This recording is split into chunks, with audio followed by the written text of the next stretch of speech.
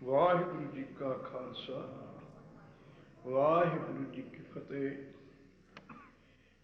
ਮੈਂ ਨਾਹੀਂ ਪ੍ਰਭ ਸਭ ਕੁਛ ਤੇਰਾ, इंगा निर्गुण उंगा सरगुण केल कर जो स्वामी मोरा। नगर में आप बाहर फुनापन प्रभ मेरे को सगल बसेरा। आपे ही राजन आपे ही राया कह कह ठाकर कह कह तेरा। काको दरायो कासु बनवंचा जह जह पेखो तह तह नेरा। साध मूर्त गुर भेट्यो नानक मेरे सागर बूंद नहीं अनफेरा।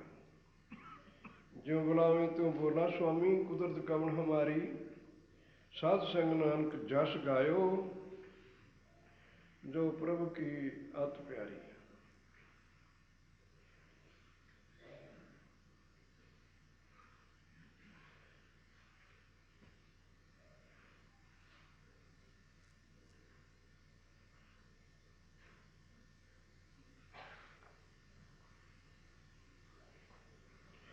सतगुरु सच्चे पातशाह की साजी नूं अजी सत संगत व गुरु रूप सत संगत जियो।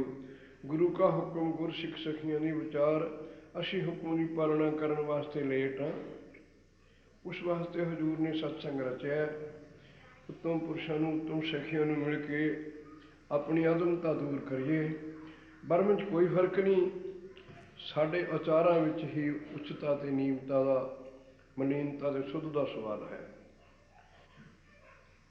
शुद्ध परमात्मा है, मलीन जीव है। जहाँ लौहट वड़ाई के फर्क नाल कहा वह बूंद है और सागर है। जात इको ही है पानी हुई। बूंद की जात भी पानी है, सागर की जात भी पानी हुई है। लौहट वड़ाई का बहुत फर्क है। किते गरीब नवाज ने अपनी मुबारक रचना नाल ब्रह्म ज्ञानी ने कथन किया है। ब्रह्म ज्ञानी आप परमेश्वर का रंक है गुरु नानक का। ब्रह्म ज्ञानी को खोजे महेश्वर नानक ब्रह्म ज्ञानी आप परमेश्वर।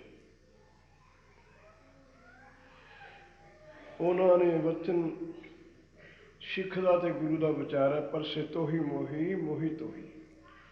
भगत की रसना वाला गरीब तेरे मेरे च की फर्क है। तू आ तो मैं आ, मैं आ तो तू है। कोई भी संवाद दे संबंध बिना नहीं होंदा। थोड़ा जा बोलन की समय की सभ्यता के मुताबिक बाणी का फर्क आता है। किसी समय कृष्ण जी अपने सेवक नूं कहते हे अर्जुन मेरा ध्यान कर। किसी समय के सेवक गुरु नूं कहता मैं नहीं पर सब कुछ तेरा है। दोनों का ही संवाद है।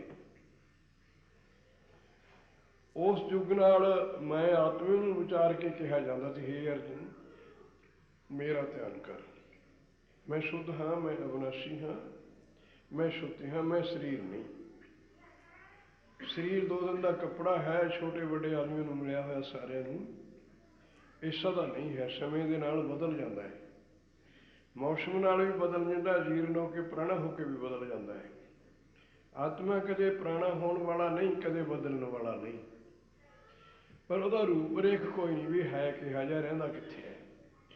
एक थां वह निवास कोई भी विद्वान वर्णन नहीं करता। सरदा दे बख्शण वास्ते विद्यार्थियों को कहण तो सबो कुछ दस्या। किसी के नेत्रां देखा भी परमात्मा नेत्रां वसदा। सुंदर रंग होने करके सारे देखते हैं भी परमात्मा नेत्रां है। जो यथार्थ विचार करने ब्रह्म ज्ञानियों के नजेठण की गल आई है कि आत्मा का नेजो स्थान कोई नहीं। 7 करोड़ शरीर का रोम है, हर रोम का वासी है।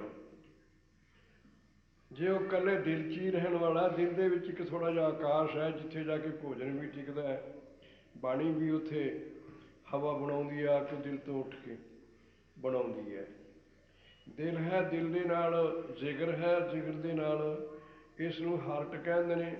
इनू असीं दूजे हिस्से दिल भी कह सकते हैं, पर दिल दोहां दे मन च आकाश है शून्यक जिहड़ा आउण जाण साह नूं निवास नूं हैगा जगह। ये जिहड़ा हार्ट है दिल इस नूं कहते हैं, पर यह थोड़ा जिहा दूए सज्जे पासे ये मशीनरी है बनी हुई, ये ऐ खुलदी बंदी है। इसकी उचार तो मैडिकल वालियां नूं ज़्यादा पता है, पर गुरु कहने भी वर्णन किया भी ये मेदे तो ऐसी नेतना चीज़ बनी हुई है। मेदा एक प्रसादे नूं रिड़कण वाली जगह है, मुख तो छकिया जाता है इस पासे और सज्जे हर एक दी। उत्थे रिड़के उहदे तो सार वस्तु कढ़ के उन्नी की गर्मी कुदरत वालों अग दा तेज इस चम च रखिया होया है। पानी भी ये पंजे तत्त ये हैगे। वास्तव में बहुत विद्वानों ने कहा पिछले जन्म का फल आदमी को भोगना पैंदा। वो कहते जन्म ही है नहीं कोई, बुद्ध वेले का की जन्म मनीए, बुद्ध का मुड़ के उही नहीं पैदा हुंदा। समुंदर दे विच करोल है पानी का, थोड़ी जी बाहरों कोई छिट लगती है वो पानी उछलता, पानी हवा थोड़ी जी खड़ जाती है, हवा अगे ही पूर्ण सारी वो उत्तों की झाल जी पानी की होंगी है एक थोड़ी जी, वो मिट जाती है। पहला भी पानी है, पानी के उत्ते खेलता है, पानी बिना होंदा ही नहीं। दूसरा तरंग, तरंग एक जौन दे ज्वार के दाने जिन्ना क दाना बनया होंदा पानी का ही, उन्होंने तरंग कहते हैं।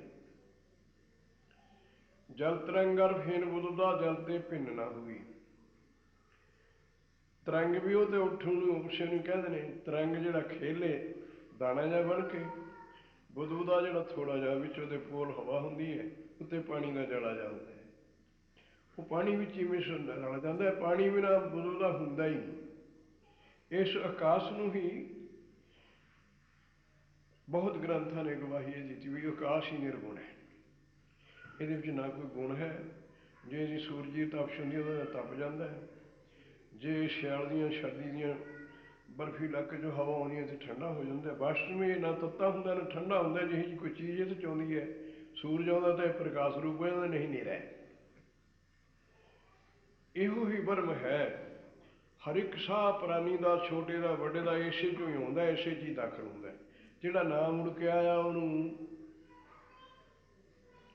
मृत्यु होया कह दिंदे असीं, कुछ नहीं मृत्यु हुंदा। हर एक साह नाल मृत्यु होने तो नेसे जिहड़ा ना मुड़ के आया उन्होंने मुड़दा कहते हैं। बाकी शरीर है वो तत्तां चों मिल जाना, चाहे सुआह होकर मिल जाए, चाहे उन्होंने पानी दे जी खा लैन, चाहे उन्होंने मिट्टी दे जी खा लैन। गाहां काया की वजह कोई हो जाए उन्होंने दुख तकलीफ तो ये आत्मे के नाल हुंदियां ते ही है। जब आत्मे का विछोड़ा हो जाना है, शरीर को कोई दुख तकलीफ नहीं। जड़ है, इनू ना जलदे का पता है, ना पानी छिट्टे का पता है, ना दबे का पता है। काया दे विच कोई सुरत वाली होर चीज़ नहीं बिना परमात्मा तो। वो जोड़ा परमात्मा है वो पैर के कंडे ने वही दसदा मेरे कंडा लग्या। ये थोड़ा जहा मैं मेरी चाह के दसदा है। परम ज्ञानी बहुत सारे उज्जवल श्रेष्ठ विचारों वाला जोड़ा अंगां नूं साਂਭ के रखे है, पहले ही जोड़ा कुछ है वो बुद्ध निर्मल होने तो समझ लैंदा। बनता नहीं कुछ भजन करन नाल जां साधु बनन नाल जां देश छड्डण नाल जां घर छड्डण नाल। मन की उज्जवलता ना अवस्था दिस पैंदी है पहले जोड़ा कुछ हैगा। परमात्मा के बिना है कख नहीं। इस नूं बुल्ले वर्गिया ने भी इहो गल कही है, बुल्लिया सोहबर कख नहीं पर देखण वाली अख नहीं। वो बिना होर कोई है ही नहीं। सब कुछ उही है, निर्गुण भी उही है, सरगुण भी उही है, तीन गुण भी उही है, अतीत भी उही है। कहूँ त्रिगुण अतीत कहूँ सरगुण समेत हूँ। ये महाराज दसम पातशाह जी का वाक है। हे अकाल पुरख, तू कितने तिना गुणा च वितर के जी जंत बनया फिरदा है, इंसान पशु बनया फिरदा है, किते तिना तो ही परे सुनना है। त्रिगुणा तिना ही गुणा तो अतीत है, वह कला आकाश है, वो कोई गुण नहीं कोई औगुण नहीं। व्यक्ति बने तो तीन ही गुण आ जाते हैं। तमोगुण भी ये हैगा, सतोगुण भी हैगा, रजोगुण भी हैगा। सारिया व्यक्तियों ने तिना गुणा च ही खेलनी है। जदों प्रधान एको ही होंदा हिरदे ते। अंश के फर्क नाल ज्ञानवाना के चर्चा ने दिमागी भी पानी का शरीर में कुछ बोलता होवे तो बुद्धि चतुर हुंदी है, वो ज़्यादा बोलण च माहर हुंदा है। जे पृथ्वी का हिस्सा ज़्यादा होवे तो नींद ज़्यादा आउंदी है, मोटी मुरत वाला हुंदा है। ये विद्वानां दे दिमागी कटाक्ष ने।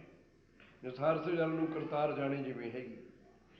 मुश्किल अपने निश्चय नाल नहीं कोई दिखा सकता भी है, पर उन्हें दसता भी तिखी साफ दिमाग वाला मंचल सुभाव वाला हुंदा, विद्या धेन ज़्यादा छेती कर लवेगा। बोलण तीखा हुंदा है, जिहदे धरती का तत्त कुछ विशेष होवे ਉਹ ਸੌਂਦਾ ਵਾਲਾ ਹੈ, ਕੱਦ ਜ਼ਿਆਦਾ ਹੋਵੇਗਾ, ਸਿੱਧੀ ਬੁੱਧ ਹੋਵੇਗੀ। ਅਤੇ ਇਹੋ ਜਿਹੇ ਪਾਣੀ ਦੇ ਤੱਤ ਜ਼ਿਆਦਾ ਜਿਹਦੇ 'ਚ ਉਹ ਮਨਚਲ ਸੁਭਾਅ ਹੋਵੇਗਾ। ਇਹ ਵਿਦਵਾਨਾਂ ਦਾ ਕਥਨ ਹੈ, ਵਰਮ ਗਿਆਨੀ ਨੇ ਇਹਨਾਂ ਗੱਲਾਂ ਦੇ ਵਿੱਚ ਪਾਇਆ ਹੀ ਨਹੀਂ। ਇੱਕ ਗੁਰੂ ਕੇ ਸ਼ਬਦ ਨੂੰ ਕਮਾ ਲਾ ਤੂੰ, ਤੇ ਇੱਕ ਹੋ ਜਾਣ ਨਾਲ ਝਗੜਾ ਮੁੱਕ ਜਾਂਦਾ। ਜਦ ਥੇ ਤੂੰ ਬਣਿਆ ਬੈਠਿਆ ਉਦੋਂ ਤੱਕ ਚਣੇ ਹੈਗੇ। ਜਦ ਤੂੰ ਇੱਕ ਨਾਲ ਸੁਰ ਹੋ ਗਿਆ, ਬਣਾਵਟੇ ਹਟ ਗਈ, ਫਿਰ ਕੋਈ ਝਗੜਾ ਨਹੀਂ। ਅੱਗੋਂ ਕਿੰਨਾ ਹੀ ਕਿੱਡਾ ਵਿਦਵਾਨ ਹੋ ਜਾ, ਝਗੜੇ ਨਹੀਂ ਜਾਂਦੇ। ਬਹੁਤ ਚਰਚੇ ਕਰਦੇ ਹੋਏ ਡਾਂਗ ਛੋਟਿਆਂ ਵਾਲੋਂ, ਸ਼ਸਤਰਾਂ ਤਿੱਖਿਆਂ ਨਾਲੋਂ ਸ਼ਬਦ ਦੀ ਲੜਾਈ ਭੈੜੀ ਦੱਸੀ ਹੈ। ਬਾਬਾ ਜੀ ਲਿਖ ਕੇ ਇਹਨੂੰ ਕਬੀਰ ਦੀ ਰਸਨਾ ਨਾਲ, ਕਬੀਰ ਚੋਟ ਸਹੇਲੀ ਸ਼ੇਲ ਕੀ। ਸ਼ੇਲਾ ਕਹਿ ਲਓ, ਉਹਨੂੰ ਨੇਜਾ ਕਹਿ ਲਓ, ਭੱਲਾ ਕਹਿ ਲਓ, ਤਿੱਖਾ ਸ਼ਸਤਰ ਹੈ, ਹੱਥ 'ਚ ਮਾਰਨ ਵਾਲਾ, ਹੱਥ ਨਾਲ ਫੜ ਕੇ ਮਾਰਨ ਵਾਲਾ। ਇਹ ਮਸਾਲੇ ਨਾਲ ਨਹੀਂ ਚੱਲਦਾ। ਹੋਰ ਰਫਲ ਰਿਵਾਲਵਰ ਆਦਿ ਕੇਹਰ ਮਸਾਲੇ ਨਾਲ ਚੱਲਦੀਆਂ। ਇਹ ਆਪ ਮਾਰਨ ਵਾਲਾ ਸ਼ਸਤਰ ਹੈ। ਤਲਵਾਰ, ਖੰਡਾ, ਭੱਲਾ, ਤੀਰ ਕਮਾਨ ਵੀ ਹੱਥ ਨਾਲ ਹੀ ਚੱਲਦੇ ਨੇ। ਕਿਸੇ ਸਮੇਂ ਇਹ ਨਹੀਂ ਸੀ ਅਜੇ ਬੰਦੂਕਾਂ ਵਾਲੀ ਗੱਲ ਚੱਲੀ। ਜਦੋਂ ਇਹਨਾਂ ਦੀ ਲੜਾਈ ਹੋਈ ਹੈ, ਉਸ ਵਕਤ ਗੁਰੂ ਕਿਆ ਨੇ ਲਿਖਿਆ ਇਸ ਨੂੰ ਵੀ ਲੋਧੀ ਲੈ ਕੇ ਆਏ ਤੇ ਪਹਿਲਾਂ ਹੁੰਦੀ ਉਹ ਤੋੜੇ ਵਾਲੀ ਰਫਲ। ਪਹਿਲਾਂ ਤੀਰਅੰਦਾਜ਼ੀ ਹੋਈ ਸੀ ਲੜਾਈ ਦੀ, ਰਾਜਿਆਂ ਦੀ ਵੀ। ਤੀਰਾਂ ਨਾਲ ਲੜਦੇ ਤੇ ਸੋਟੀ ਟੀਹੇ ਨਾਲ ਲੜਦੇ ਤੇ। ਆਹ ਤਿੱਖਾ ਸ਼ਸਤਰ ਤਮਾਚਾ ਕਹਿੰਦੇ ਨੇ ਇਸ ਨੂੰ, ਰਿਵਾਲਵਰ ਵੀ ਕਹਿੰਦੇ ਨੇ, ਪਿਸਤੌਲ ਵੀ ਕਹਿੰਦੇ ਨੇ। ਚੀਜ਼ ਉਹ ਇੱਕੋ ਹੀ ਹੈ, ਵੱਡੀ ਛੋਟੀ ਵੀ ਹੁੰਦੀ ਹੈ। ਛੋਟੀ ਨਲਕੀ ਵਾਲਾ ਵੀ ਹੁੰਦਾ, 12 ਬੋਰ ਦਾ ਵੀ ਰਿਵਾਲਵਰ ਹੁੰਦਾ। ਉਹਨੂੰ ਪਿਸਤੌਲ ਵੀ ਕਹਿੰਦੇ ਨੇ, ਰਿਵਾਲਵਰ ਵੀ ਕਹਿੰਦੇ ਨੇ, ਤਮਾਚਾ ਵੀ ਕਹਿੰਦੇ ਨੇ। ਪਿਛਲੀਆਂ ਕਿਤਾਬਾਂ ਵਿੱਚ ਤਮਾਚਾ ਹੀ ਲਿਖਿਆ ਇਹਨੂੰ। ਨਿਆਣਿਆਂ ਦੀ ਖੇਲ ਹੈ ਇਹ। ਨਿਆਣੇ ਛੋਟੇ ਹੁੰਦੇ ਕਿਆਰੇ ਬਣਾ ਖੇਲਦੇ ਨੇ। ਦੇਹੀ ਦੇ ਵਿੱਚ ਬੈਠਣ ਵਾਲਾ ਨਹੀਂ ਬਣਾਇਆ, ਫੇਲਣ ਚੱਲਣ ਵਾਲਾ ਅਤੇ ਬੋਲਣ ਵਾਲਾ ਬਣਾਇਆ। ਜਿੰਨੀ ਅਵਸਥਾ ਹੁੰਦੀ ਹੈ, ਜਿੰਨੀ ਬੁੱਧ ਹੁੰਦੀ ਹੈ, ਦੇਹੀ 'ਚ ਤਾਂ ਇਹ ਖੇਲਦਾ ਹੀ ਸੋਹਣਾ ਲੱਗਦਾ ਹੈ। ਆਕਾਸ਼ ਸੁਣ ਹੈਗਾ ਹੀ, ਉਹਦੇ 'ਚ ਨਾ ਕੋਈ ਸਤੋ ਗੁਣ ਹੈ, ਨਾ ਕੋਈ ਤਮੋ ਗੁਣ ਹੈ, ਨਾ ਕੋਈ ਰਜੋ ਗੁਣ ਹੈ। ਇਹ ਤਿੰਨ ਇਹਦੇ 'ਚ ਹੈਗੇ। ਇਹ ਛੋਟੀ ਕੀੜੀ ਤੇ ਲੈ ਕੇ ਹਸਤੀ ਤੱਕ ਇੱਕੋ ਜਿਹੇ ਨੇ ਸਾਰਿਆਂ 'ਚ। ਇਹ ਨਹੀਂ ਵੀ ਹਾਥੀ ਵਿੱਚ ਪਰਮਾਤਮਾ ਵੱਡਾ ਹੋਣਾ ਚਾਹੀਦਾ, ਕੀੜੀ 'ਚ ਛੋਟਾ ਹੋਣਾ ਚਾਹੀਦਾ। ਉਹਦੀ ਸੱਤਾ ਸਾਰਿਆਂ 'ਚ, ਉਹਨਾਂ ਦੇ ਵਿੱਤ ਮੁਤਾਬਕ ਵਰਤਣ 'ਚ ਆਉਣੀ ਹੈ ਜਿੰਨੇ ਕੁ ਉਹਦਾ ਵਿੱਤ ਹੈ, ਪਰ ਉਹ ਸਾਰੇ ਪੂਰਨ ਨੇ, ਉਹ ਕਿਤੇ ਘੱਟ ਨਹੀਂ। ਬ੍ਰਹਮ ਗਿਆਨੀ ਇਸ ਗੱਲ ਨੂੰ ਦੇਖ ਕੇ ਜੰਮਣ ਮਰਨ ਦੇ ਸੰਸ਼ੇ ਤੋਂ ਪਰੇ ਹੋ ਜਾਂਦਾ। ਨਾ ਕੋਈ ਕਿਸੇ ਨੂੰ ਮਾਰਦਾ, ਨਾ ਕੋਈ ਮਰਦਾ। ਇਹ ਖੇਲ ਹੀ ਇਸ ਰੁੱਟ ਬਣਿਆ ਹੋਇਆ, ਬਣ ਵੀ ਜਾਂਦਾ, ਆਪੇ ਢਹਿ ਜਾਂਦਾ। ਬੁੱਧ ਬੁਦਾ ਬਣਦਾ ਵੀ ਆਪੇ ਹੀ ਹੈ। ਗੁਰੂ ਕਿਆ ਨੇ ਇਉਂ ਲਿਖ ਦਿੱਤਾ, ਜੈਸੇ ਜਲ ਤੇ ਬੁੱਧ ਬੁਦਾ ਉਪਜੈ ਵਿਨਸੈ ਨੀਤ, ਜਗ ਰਚਨਾ ਤੈਸੇ ਰੱਜੀ ਕਹੋ ਨਾਨਕ ਸੁਣੀ। ਸਾਨੂੰ ਭਰੇ ਪਾਸੇ ਲਾਉਣ ਦੀ ਖਾਤਰ ਤਰਲੋਚਨ ਜੀ ਦਾ ਸ਼ਬਦ ਉਦੋਂ ਹਰਨ ਦੇ ਦਿੰਦੇ ਨੇ ਵਿਦਵਾਨ, ਅਗਵਾਹੀ ਵੀ ਉਹਨਾਂ ਦੀ ਔਲਾਦ ਹੈ ਨਹੀਂ ਸੀ। ਤਰਲੋਚਨ ਜੀ ਦੇ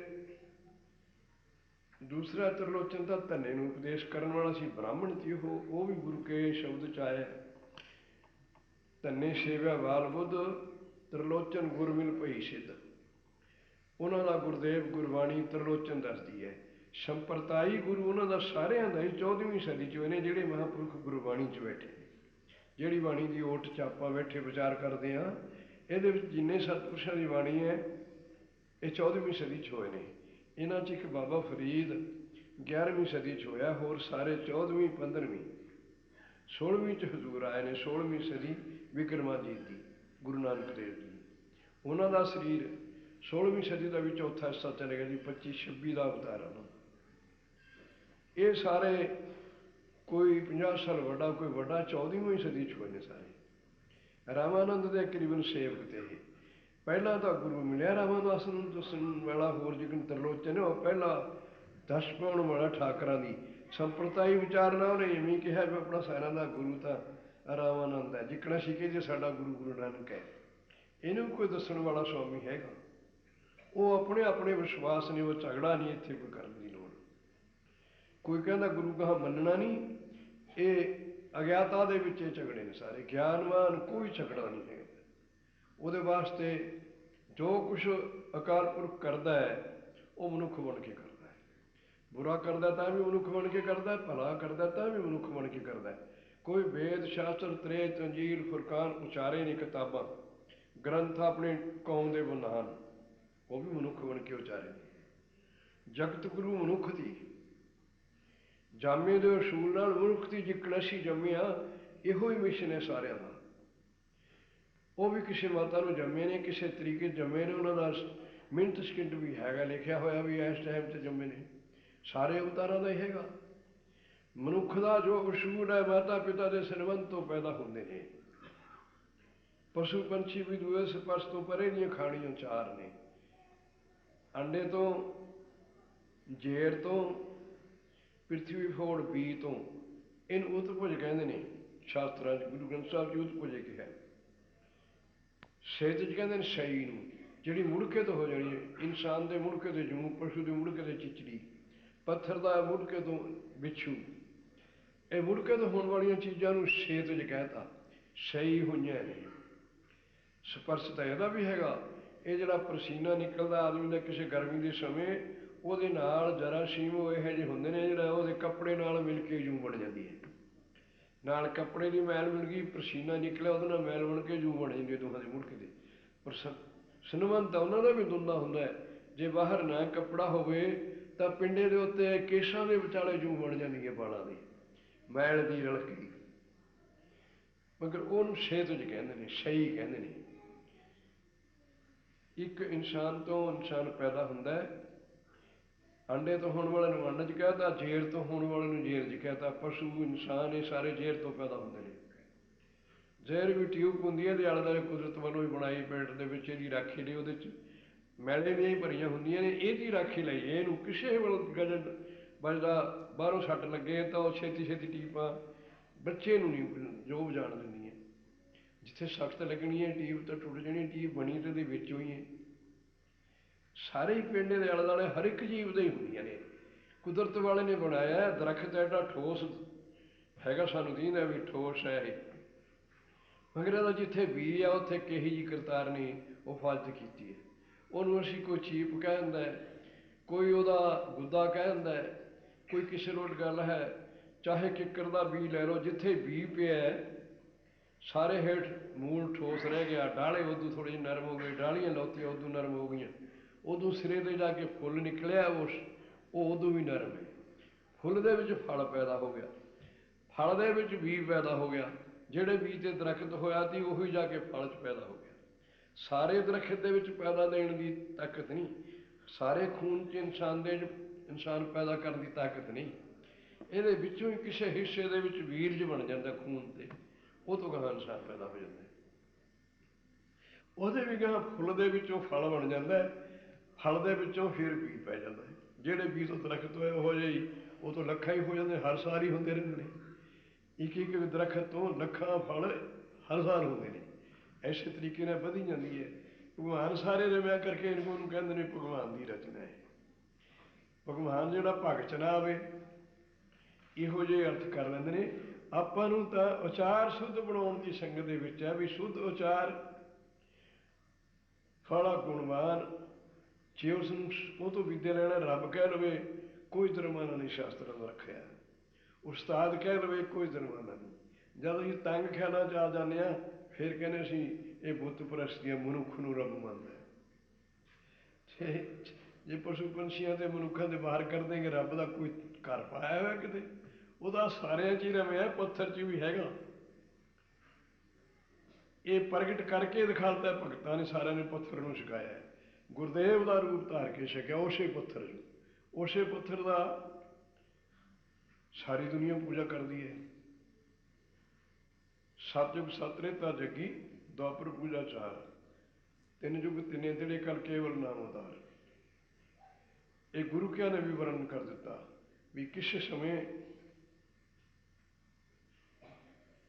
राक्षसां की ते देवतियां की लड़ाई। देवते राक्षसी गुणा गुणा के फर्क है, मनुख ही लड़न वाले। शुभ गुणा वाले देवते कहते हैं, अशुभ गुणा वाले दैत कहते हैं। लड़ते मनुख ही ने। देवते दैत उन्होंने उचार नाले नौ धरे हुए हैं। दैत होर चीज़ नहीं भी जो पशु वो सिंग उन्होंने दैत कहा जाता है।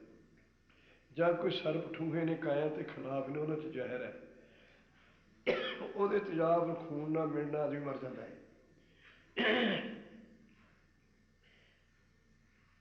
ਮਗਰ ਇਹ ਦੇਵਤੇ ਦੇ ਤਾਂ ਮਨੁੱਖ ਦੇ ਨਾਂ ਹੈ।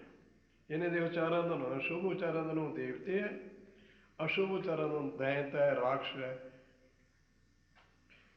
ਕਿਤੇ ਨਹੋਰੇ 'ਚ ਬਜ਼ੁਰਗ ਨੇ ਵਿਦਿਆਰਥੀ ਨੂੰ ਕਹਿ ਲਓ, ਪੁੱਤਰ ਨੂੰ ਕਹਿ ਲਓ, ਡੰਗਰ ਕਹਿ ਕੇ ਵੀ ਬੁਲਾਇਆ, ਤੂੰ ਡੰਗਰ ਹੈ ਕਿ ਮਨੁੱਖ ਹੈ? ਹੁਣ ਵੀ ਪੁੱਤਰ ਧੀ ਨੂੰ ਕਿਹਾ ਜਾਂਦਾ ਜਿਹੜਾ ਗਲਤੀ ਕਰੇ। ਤੈਨੂੰ ਰੱਬ ਨੇ ਇਨਸਾਨ ਬਣਾਇਆ, ਤੂੰ ਪਸ਼ੂਆਂ ਨੂੰ ਵੀ ਭੈੜੇ ਕੰਮ ਕਰਦਾ ਹੈ। ਛੰਦੇ ਉਹ ਵੀ ਮਾਤਾ ਪਿਤਾ ਦੇ ਸਨਮਾਨਤੇ ਨੇ, ਚਾਰਾਂ ਖਾਣੀਆਂ ਤੇ ਨੇ ਅਲੱਦੇ ਅਲੱਦੇ। ਮਗਰ ਸਾਨੂੰ ਵਿਚਾਰ ਬਣਾਉਣ ਵਾਸਤੇ ਮਨੁੱਖਾ ਜਾਮੇ ਦੀਆਂ ਸਤਸੰਗਤ ਰਚੀ ਆ। ਹੋਰ ਪਸ਼ੂ ਪੰਛੀਆਂ 'ਚ ਦਰਖਤਾਂ 'ਚ ਇਹ ਤਾਕਤ ਨਹੀਂ ਵੀ ਇਕੱਠੇ ਹੋ ਕੇ ਆਪਣੇ ਜਨਮ ਸੰਵਾਰਨ ਦੀ, ਆਪਣੀ ਸ਼ੁਭਤਾ ਦੀ, ਆਪਣੀ ਸਭਤਾ ਦੀ, ਆਪਣੇ ਸੁੱਖ ਦਾ ਸਾਧਨ ਕਰ ਸਕਣ। ਨੈਸੇ ਉਹਨਾਂ ਨੂੰ ਬਾਰਿਸ਼ ਨਾ ਮਿਲ ਜਾਏ, ਕੋਈ ਮਾਲਕ ਜਾਣ ਕੇ ਪਾਣੀ ਪਾ ਲਵੇ ਦਰਖਤ ਨੂੰ, ਪੌਦੇ ਨੂੰ, ਫਸਲ ਨੂੰ। ਇਹ ਦਰਕਨਾਰੀ ਸਰੋੜ ਦੇ ਸਾਧਨ ਬਣਾਏ ਹੋਏ ਨੇ। ਚੱਲਦੀ ਹਰ ਇੱਕ ਦੂਜੀ ਦੀ ਸਪੋਰਟ ਨਾਲ ਇਹ ਚੀਜ਼। ਜਿਸ ਤਰ੍ਹਾਂ ਆਦਮੀ ਵੀ ਅੰਨ ਦੇ ਸਪੋਰਟ ਨਾਲ ਹੀ ਚੱਲਦਾ, ਅੰਨ ਬਿਨਾਂ ਤਾਂ ਸਾਰੀਆਂ ਚੀਜ਼ਾਂ ਸਪੋਰਟ ਨਾਲ ਚੱਲਦੀਆਂ ਦੂਜੀ ਦੀ ਨਾਲ। ਉਹ ਕਰਤਾ ਪੁਰਖ ਇਹਨਾਂ ਸਾਰੀਆਂ ਸਪੋਰਟਾਂ ਦੇ ਉੱਪਰ ਜਾ ਕੇ ਜਿਹੜੇ ਇੱਕ ਰਹਿ ਜਾਓ ਫਿਰ ਪਰਮਾਤਮਾ।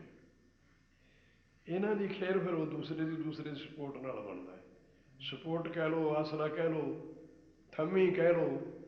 ਉਹਨੂੰ ਸਾਡੀ ਬੋਲੀ 'ਚ ਥੰਮੀ ਵੀ ਅਸੀਂ ਪੰਜਾਬੀ 'ਚ ਕਹਿ ਲੈਂਦੇ ਹਾਂ। ਜੇ ਖੰਡ ਟੁੱਟਦਾ ਵਾ ਤਾਂ ਥੰਮੀ ਦੇ ਦਿੰਦੀ ਹੈ। ਰਾਸ਼ਟਰੀ ਸ਼ਬਦ ਦੇ ਵਿੱਚ ਇਹਨੂੰ ਸਪੋਰਟ ਦੇਣ ਦੇ ਹੇਠਾਂ ਵੀ ਡਾਇ ਦੇ ਦੇ, ਡਾਇ ਵੀ ਕਹਿ ਦਿੰਦੇ, ਥੰਮੀ ਵੀ ਕਹਿ ਦਿੰਦੇ, ਸਪੋਰਟ ਵੀ ਕਹਿ ਦਿੰਦੇ। ਇੱਕੋ ਹੀ ਚੀਜ਼ ਹੈ ਦਿੰਦੇ। ਕਿਸੇ ਆਦਮੀ ਨੂੰ ਡਿੱਗਦੇ ਨੂੰ ਦਲੇਰੀ ਦੇ ਦੇਣੀ, ਉਹਦੇ ਵਿਹਾਰ 'ਚ ਸੱਤਾ ਦੇ ਦੇਣੀ, ਉਹਦਾ ਵਿਹਾਰ ਤੁਰ ਪਿਆ, ਉਹਨੇ ਫਿਰ ਸੰਭਾਲ ਲਿਆ। ਉਹਨੂੰ ਵੀ ਫਲਾਣੇ ਨੇ ਵੀ ਆਸਰਾ ਦਿੱਤਾ, ਉਹਨੂੰ ਫਲਾਣੇ ਨੇ ਸਹਾਰਾ ਦਿੱਤਾ। ਡਿੱਗਦੇ ਟੁੱਟਦੇ ਖਾਣ ਨੂੰ ਡੰਗ ਦਿਹਾੜੀ ਲਿਖਾਉਣ ਵਾਸਤੇ ਥੰਮੀ ਦੇ ਦਿੰਦੇ ਆ, ਫਿਰ ਉਹਦੇ ਤੋਂ ਨਵਾਂ ਸਟੀਰ ਪਾ ਦਿੰਦੇ। ਮਨ ਡਿੱਗਦੇ ਨੂੰ ਥੰਮੀ ਗੁਰ ਉਪਦੇਸ਼ ਹੈ। ਬੁਰੇ ਕੰਮ 'ਤੇ ਡਿਗੇ ਗੁਰੂ ਉਪਦੇਸ਼ ਥੰਮੀ ਹੁੰਦੀ ਹੈ। ਜਿਹੜਾ ਅਸੀਂ ਝਗੜਾ ਕਰਦੇ ਹਾਂ ਵੀ ਮੇਰਾ ਗੁਰਦੇਵ ਚੰਗਾ ਫਲਾਣੇ ਦਾ ਮਾੜਾ, ਇਹ ਸਾਡੀ ਆਪਣੀ ਕਮਜ਼ੋਰੀ ਹੈ। ਗੁਰਦੇਵ ਕੋਈ ਵੀ ਨਹੀਂ ਮਾੜਾ ਹੁੰਦਾ। ਗੁਰਦੇਵ ਤਾਂ ਪ੍ਰਕਾਸ਼ ਰੂਪ ਵਿਦਵਾਨ ਦਾ ਨਾਮ ਹੈ। ਵਿਦਿਆਰਥੀ ਉਹ ਤੋਂ ਵਿਦਿਆ ਸਿੱਖਣ ਦਾ ਨਾਮ ਹੈ। ਉਹਨੂੰ ਆਰਾਧਨਾ ਕਰਨ ਦੇ ਵਿੱਚ ਇਸ ਝਗੜਾ ਪਾ ਦਿੰਦੇ ਹਾਂ। ਕਿਸੇ ਐਸੀ ਆਪਣੇ ਜਣੇ ਤਾਂ ਅਸੀਂ ਉਸਤ ਕਰਦੇ ਹਾਂ, ਉਹਦੇ ਮੁਖਾਰ ਵਿੱਚ ਦੂਜੇ ਦੀ ਨਿੰਦ ਹੋ ਜਾਂਦੀ ਹੈ ਵੀ ਸਾਰਿਆਂ ਨੂੰ ਮੇਰਾ ਗੁਰੂ ਚੰਗਾ ਹੈ। ਦੂਸਰਾ ਫਿਰ ਖਾਰ ਕਰਦਾ ਉਹਦੀ ਬਈ ਮੇਰਾ ਗੁਰੂ ਕਿਤੇ ਘੱਟ ਹੈ। ਜਿਸ ਨੂੰ ਸੋਝੀ ਪੈ ਜਾਏ ਉਹਦਾ ਝਗੜਾ ਮੁੱਕ ਜਾਂਦਾ ਹੈ।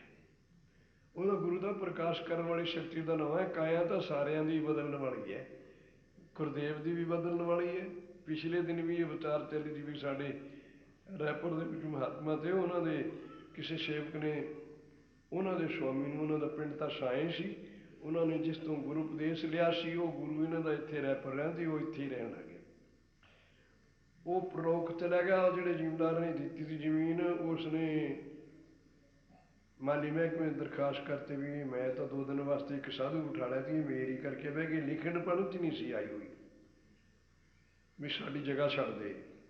ਇਹ ਸੰਤਾਂ ਵੱਡੇ ਤੇ ਕਹਿੰਦੇ ਭਾਈ ਆਪਣੀ ਜਗ੍ਹਾ ਸਾਂਭ ਲੈ। ਹੋਰਾਂ ਨੇ ਵੀ ਕਿਹਾ ਮਹਾਰਾਜ ਤੁਹਾਡੇ ਗੁਰੂ ਦੀ ਜਗ੍ਹਾ ਹੈ, ਅਸੀਂ ਗਵਾਹੀ ਦੇਵਾਂਗੇ। ਤਾਂ ਉਹ ਦੂਸਰੇ ਚੇਲੇ ਨੇ ਰੱਖ ਲਈ, ਉਹ ਨਹੀਂ ਰਹੇਗੀ ਜਿਹੜਾ ਵਿਗਾ ਦਿੱਤੀ ਵੀ ਇਹ 30 ਸਾਲ ਦੇ ਇੱਥੇ ਵਸਦੇ ਨਹੀਂ। ਉਹ ਸਾਧਾਂ ਨੂੰ ਇਹਨਾਂ ਨੇ ਚਾੜ੍ਹੀ ਸੀ ਵੀ ਇਹ ਰਿਸ਼ਤੀਆਂ ਤੇ ਇੰਝ ਕਰਾਉਂਦੇ ਰਹਿੰਦੇ, ਤੁੰਨ ਕਰ ਦਿੰਦੇ ਨੇ। ਇਹੋ ਜਿਹੇ ਸਿਲਸਿਲੇ ਤਾਂ ਬਹੁਤ ਨੇ ਆਪਣੇ ਕੋਲੇ, ਪਰ ਇਹਨਾਂ 'ਚੋਂ ਆਪਾਂ ਨੂੰ ਕੋਈ ਲਾਭ ਨਹੀਂ ਹੈ ਵਿਚਾਰ ਦੀ। ਸਾਡੇ ਜਦੋਂ ਗੁਰਦੁਆਰਾ ਪਿਆ ਹੈ, 6ਵੇਂ ਪਾਤਸ਼ਾਹ ਆਪਣੇ ਸਮੇਂ 'ਚ ਆਏ ਨੇ, ਜਿਸ ਟਾਈਮ 'ਚ ਉਹ ਹੋਏ ਨੇ। ਉਹ ਮਾਲਵੇ ਦਾ ਦੌਰਾ ਕਰਦੇ ਹੋਏ ਇਹਨਾਂ ਨਗਰਾਂ ਥਾਈਂ ਗਏ ਨੇ। ਮਾਲਵੇ ਤੋਂ ਫਿਰਦੇ ਹੋਏ ਖੇੜੀ ਪਿੰਡ ਹੈ ਸਾਡੇ, ਪਹਿਲਾਂ ਉੱਥੇ ਆਏ ਨੇ। ਰਾਤ ਨੂੰ, ਰਾਤ ਦਾ ਸਮਾਂ ਸੀ, ਘੋੜੀਆਂ 'ਤੇ ਉਸ ਵਕਤ ਰਾਤ ਵਾਲਿਆਂ ਨੇ ਉਹਨਾਂ ਨੂੰ ਨਾ ਸਮਝ ਆਈ।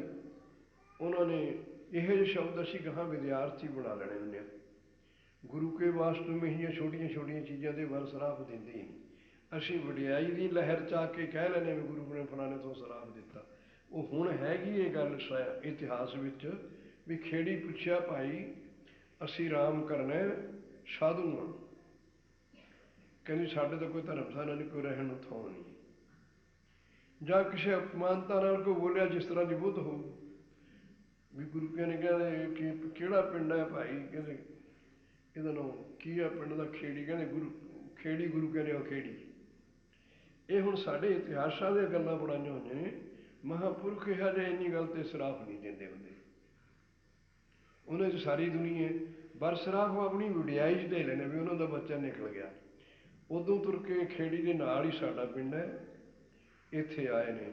ਇੱਥੇ ਦਾ ਜ਼ਿਮੀਂਦਾਰ ਸੀ ਜਿਹੜਾ, ਉਹਦਾ ਨਾਂ ਪਗਰੂ ਸੀ। ਹੁਣ ਤੱਕ ਉਹਦਾ ਨਾਂ ਪਗਰੂਆਣਾ ਹੀ ਰਿਹਾ। ਫਿਰ ਮੈਂ ਆਪਣੀ ਸਿਮਰਤੀ 'ਚ ਆ ਕੇ ਉਹਦਾ ਨਾਂ ਚਾਦੇ ਮਲਬੇ ਦੇ ਵਿੱਚ, ਜਿੱਥੇ ਛੇਵੇਂ ਪਾਤਸ਼ਾਹ ਗਏ ਨੇ ਗੁਰਦੁਆਰਾ ਦਾ ਗੁਰੂ ਸਾਰੀ ਹੈ, ਫਿਰ ਉਹਦਾ ਨਾਂ ਅਸੀਂ ਵੀ ਗੁਰੂ ਸਾਰੀ ਰੱਖਤਾ। ਪਹਿਲਾਂ ਪਗਰੂਆਣਾ ਹੀ ਕਹਿੰਦੇ ਹੁੰਦੇ। ਉਹ ਟੱਕੀ ਦਾ ਹੀ ਨਾਂ ਪਗਰੂਆਣਾ ਸੀ। ਟੱਕੀ ਕਿਸੇ ਵੇਲੇ ਉਸ ਜ਼ਿਮੀਂਦਾਰ ਦੀ ਸੀ। ਇਹ ਹੈ ਹੁਣ 400 ਵਰ੍ਹੇ ਦੀ ਗੱਲ। ਛੇਵੇਂ ਪਾਤਸ਼ਾਹ ਨੂੰ ਕਰੀਬ ਕਰੀਬ 300 ਵਰ੍ਹਾ ਤਾਂ 10ਵੇਂ ਪਾਤਸ਼ਾਹ ਜੀ ਨੂੰ ਹੋ ਗਿਆ, ਉਹਨਾਂ ਨੂੰ 400 ਵਰ੍ਹਾ ਹੋ ਗਿਆ।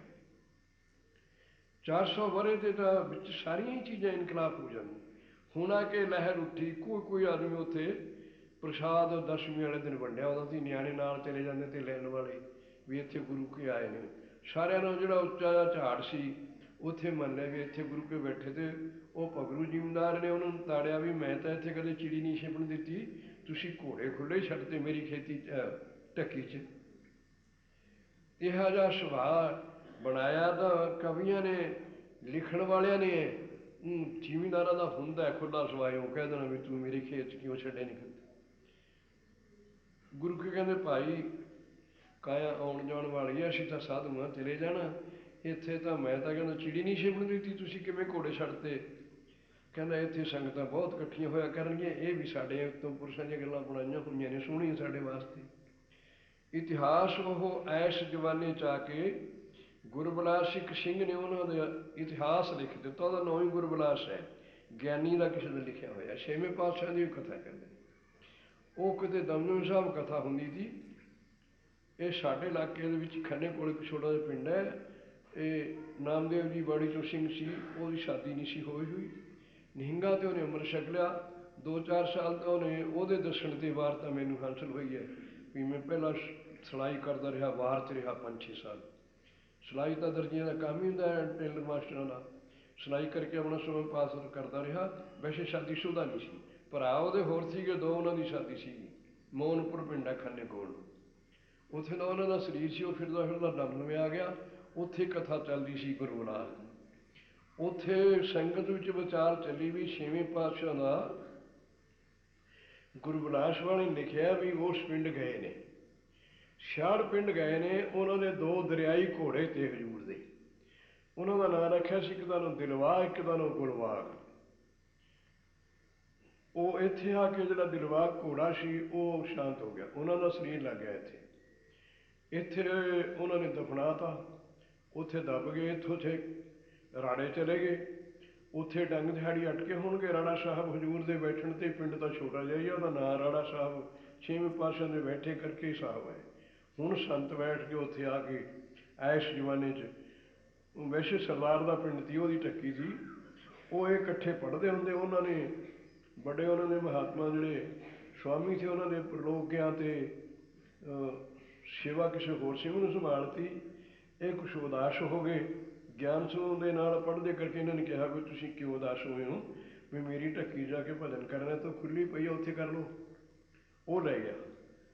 ਇਹ 27 'ਚ, ਸੰਨ 27 'ਚ ਮੈਂ ਉਸੇ ਸਾਲ ਸਿੱਖੀ 'ਚ ਦਾਖਲ ਹੋਇਆ।